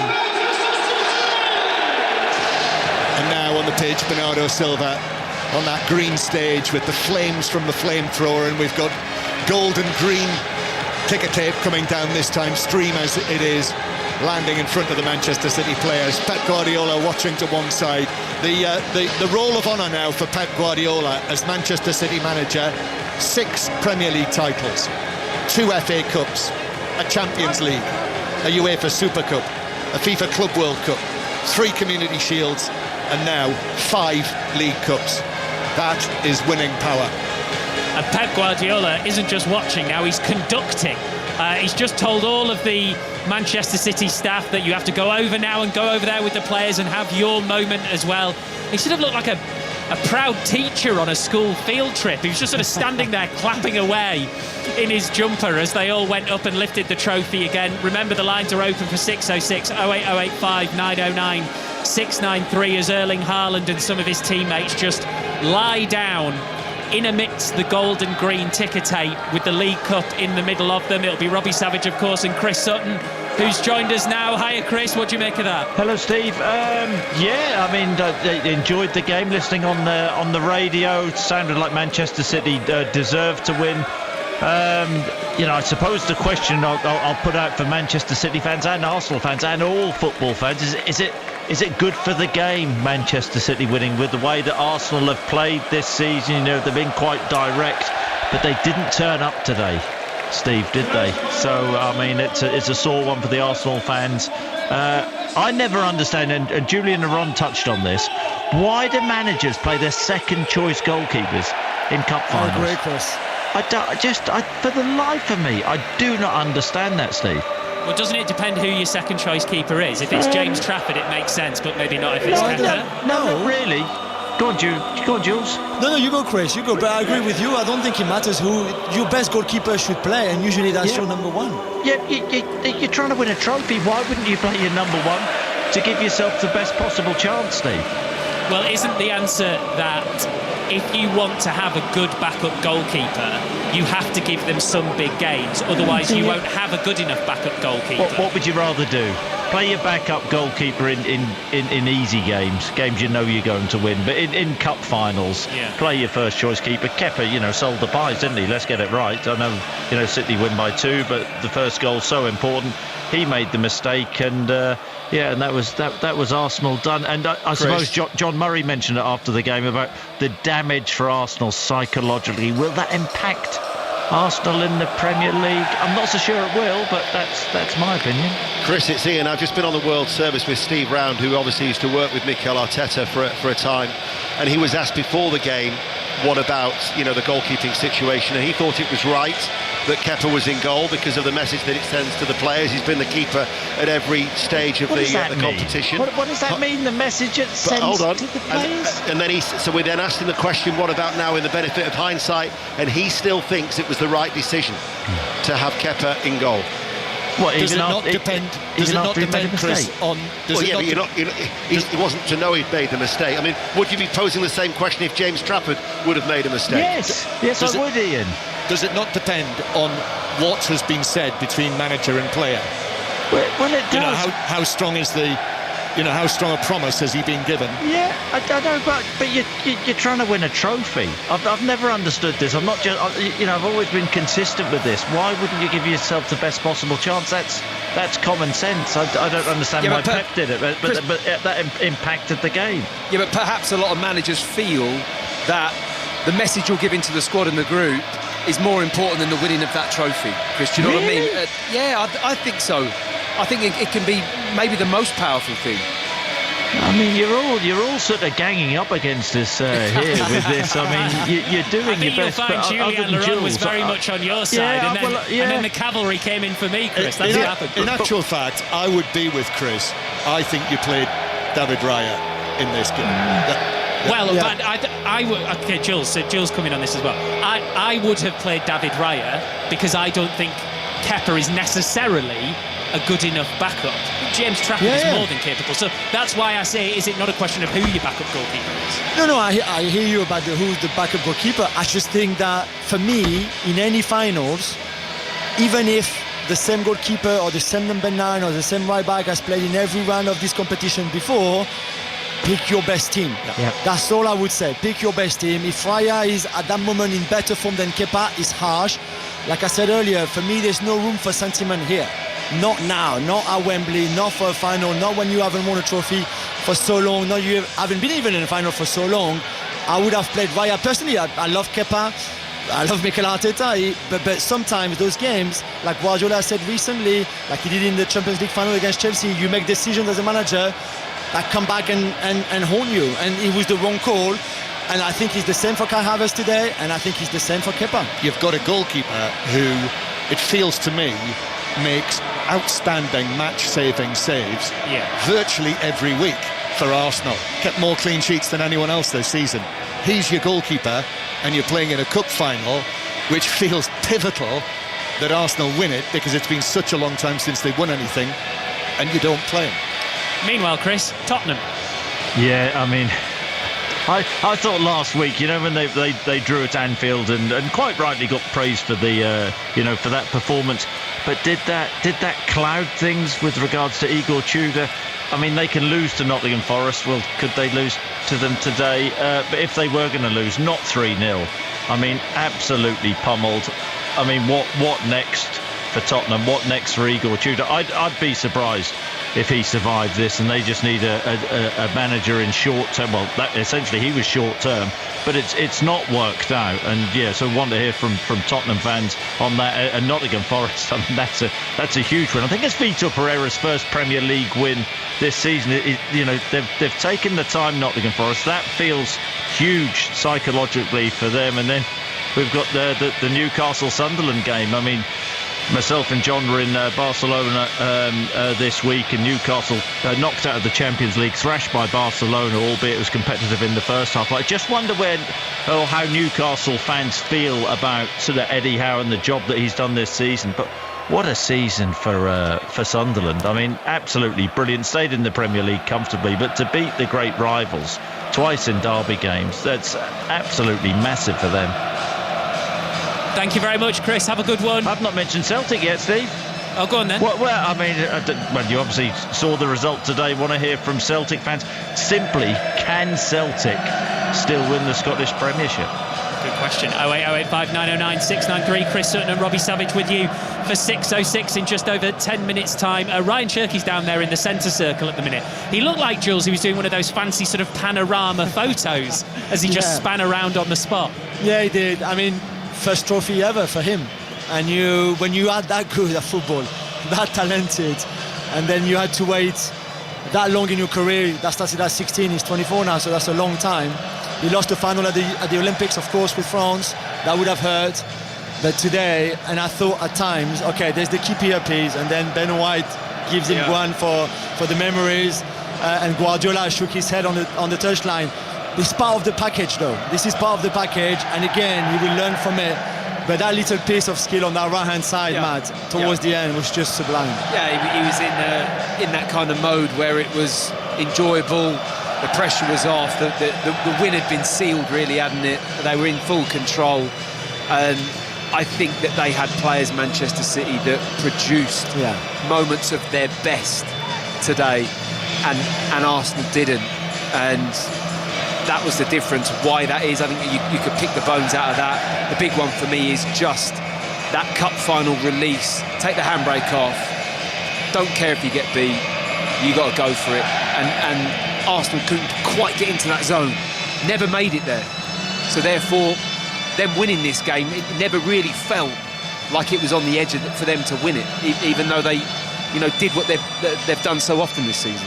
Matt, you're just as into the athletics of the football, of course, aren't you? I do like the athletics, And we're going to hear about another medal, Ed Harry. Cool. 2 goals in 20 minutes, Steve. This one for Molly Caudry in the women's pole vault. Only 2 women left in the competition when the bar was raised to 4 metres 85. Caudry cleared it at the second attempt. Tina Šuce of Slovenia fouled out at that height. It's Caudry's first medal of any colour since she won this title in 2024. Rotten luck since then. Failed to clear a height at the Olympics in qualifying. Injured in the warm-up at the Worlds in Tokyo in September. That meant months of rehab and uncertainty surrounding an ankle injury, but back on top of the podium now.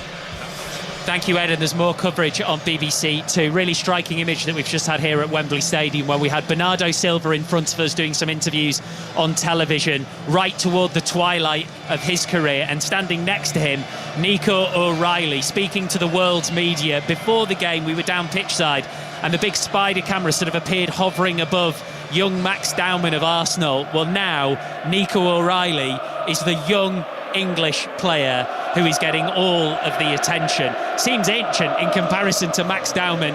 He's had a heck of a season, and you'd expect him to be back here against Uruguay on Friday, when of course we'll bring you full commentary on 5 Live. So all of those in Arsenal red have departed. When the Manchester City players brought the trophy onto the pitch here at Wembley, the Arsenal players stood and they just stared at the City players as they walked past them with that trophy, and now they're all on the far side, the players right in front of the fans. And as you can hear, every few seconds a new player lifts the trophy and a new player gets a roar. And now I ask Jules, about Pep Guardiola following all of this, because we always talk about what his future is going to be.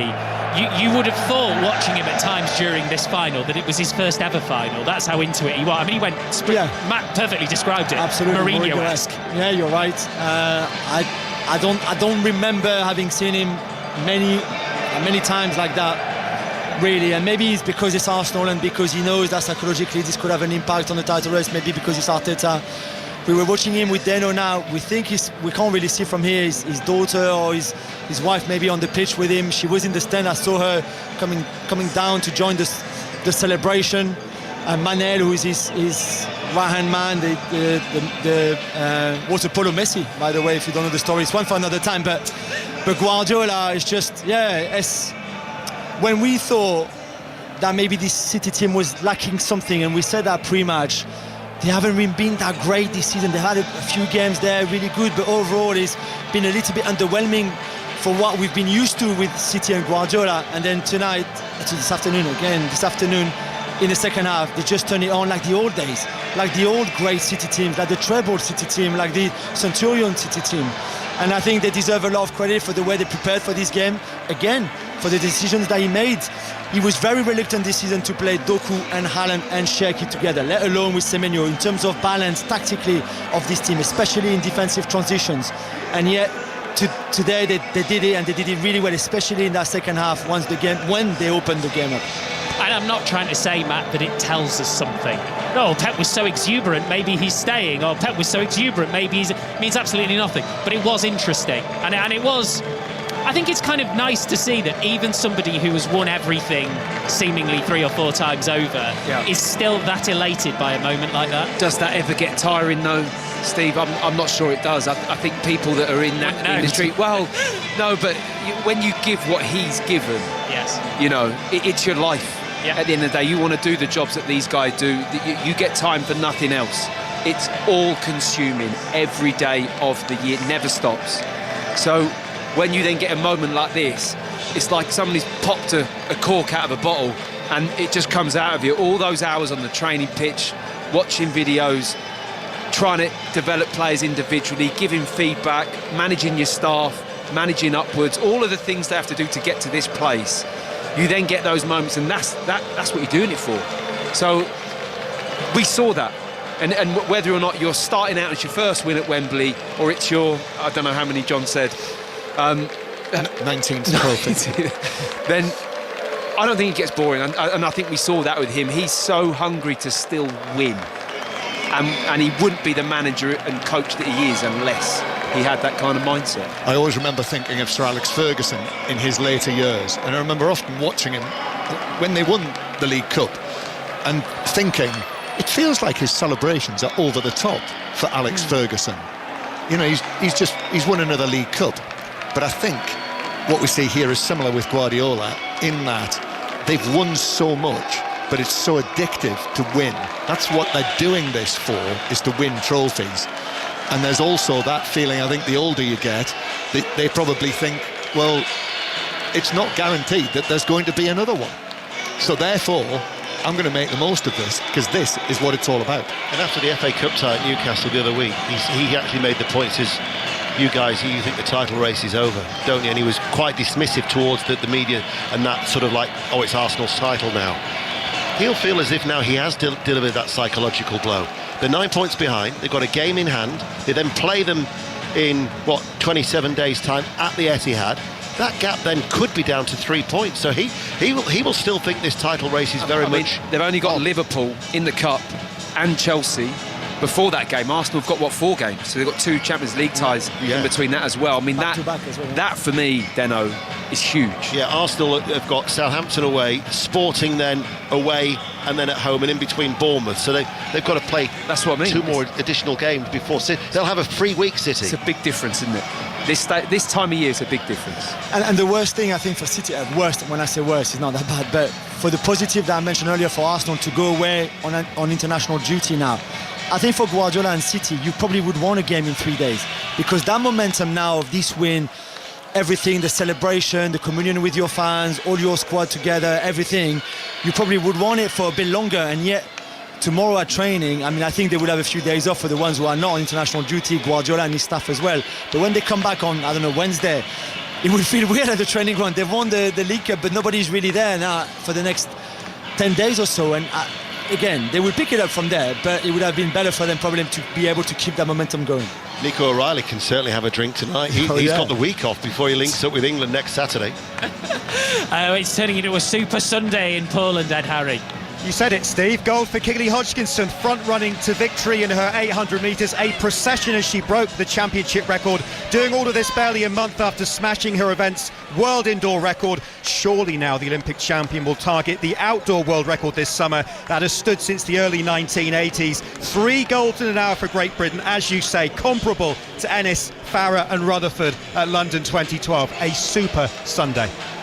Thank you very much, Ed. Right, final thoughts from here inside Wembley Stadium from all 4 of you then. And actually, John, just before we do that, England news, Harvey Barnes. Yes, our BBC colleague Sami Mokbel is reporting that because Eberici Eze, out of the final, picked up an injury in the week, that he will be ruled out of the England squad. So this is not official yet. We haven't heard this from the FA themselves. But Sami says that Harvey Barnes will be called up, and I have to say that I did have a feeling that he might be in this squad after turning down Scotland's overtures. You know, remember, he is an England international. He has got 1 cap for England, but Scotland, Steve Clarke, were very, very interested. He decided not. You would think there would have been a conversation, and as it turns out, 1 injury in that area. Harvey Barnes is coming in. Right, I'll do a quick fire final thought question to all of you then. Matt Upson, how does Mikel Arteta pick Arsenal up? I think that's going to be a real challenge, and he's probably got to park his own emotions to one side and really start to build that group back up again. Like I said, there'll be a gulf of time. So is that a good thing? I'm not so sure. It could go either way, couldn't it? But they've got so much to focus on, Steve, so much still to look forward to and a lot to achieve together as a group. I think reminding the players of that and getting them into that mindset where they've got to go and play with freedom, not with any kind of fear. This is where it gets edgy and twitchy, and you can't allow that in. You've got to be willing to, if you get beat, you get beat. It's not a problem. You're not going to win every game, but you've got to play with that freedom to give the best that you've got. And I think that's the most challenging thing with the pressure for this group of players at the moment. Julien Laurent, do you think Arsenal will be able to look at it and say, oh, well, you know, it's just a bad keeper error from our second choice keeper? Or in reality, is it going to sting a lot more than that? Only time will tell, I think, really. Right now, they're not going to think about that. But down the line, if they win the Premier League, if they win, I don't know, the FA Cup or something, they will look at this today and think, okay, we learned from this, we moved on quickly, we used this frustration and this anger to get even better, like Matty just said, and completely rightly, then play the next final in a different way, or certainly those big games in a different way. It'd be very interesting to see when we are all at the Etihad, how they will play that game. But yeah, I think they will bounce back. They have a great character. They've got great character in that team. Nico O'Reilly's just down beneath us here, and he's got his chest out so much. He almost looks as big as Erling Haaland, who's standing next to him. Almost bigger. Ian, there'll be a lot of talk about him, and not just an England squad, but an England starting lineup. Well, Thomas Tuchel said, I mean, he's one of the 11 players who will not feature until Friday night or Saturday morning. And Thomas Tuchel said that if the plane was to go next week, then you could take it for granted that those 11 would be on the plane. I think it speaks volumes for the season that he's had, that he now is seen in those illustrious circles, that he's almost a given for the World Cup squad next summer, or this summer. And I think, John, we have to finish back on Pep Guardiola, who is now responsible for more than half of Manchester City's 9 League Cups. Yep, but that is just him doing what he does, and you can never, ever count him and any team that he has out. So Manchester City, worthy winners, and I do feel that actually losing in the way that they did to Real Madrid has helped for them to find the hunger and the spirit that they needed to win this final today. There was just that, it felt, an extra bit of determination to them. And for Arsenal, no quadruple, but there is a very good reason why that's a quadruple that has never been done. And they are right in there in the Premier League. They're in there in the FA Cup, in the quarterfinals. They're in the quarterfinals of the Champions League. Yes, the pressure's on, But if you want to prove how good you are, part of that is proving how good you are at dealing with pressure, and that's what they've got to do now. Great stuff, everybody. Correspondent John Murray, senior football reporter Ian Dennis, Matt Upson, Julian Laurent, who've been with us here inside Wembley Stadium. Erling Haaland is down there having a Norwegian powwow with former Premier League striker Jan Åge Fjørtoft. And how appropriate it is, if you're a Manchester City fan, that the big Norwegian didn't need to score today because a 21-year-old from Manchester did the business twice. City League Cup winners again. Arsenal left to lick wounds. 6:06 is on the way. 08085 909 693. Robbie Savage and Chris Sutton will be with you after the news on 5 Live with James Wickham.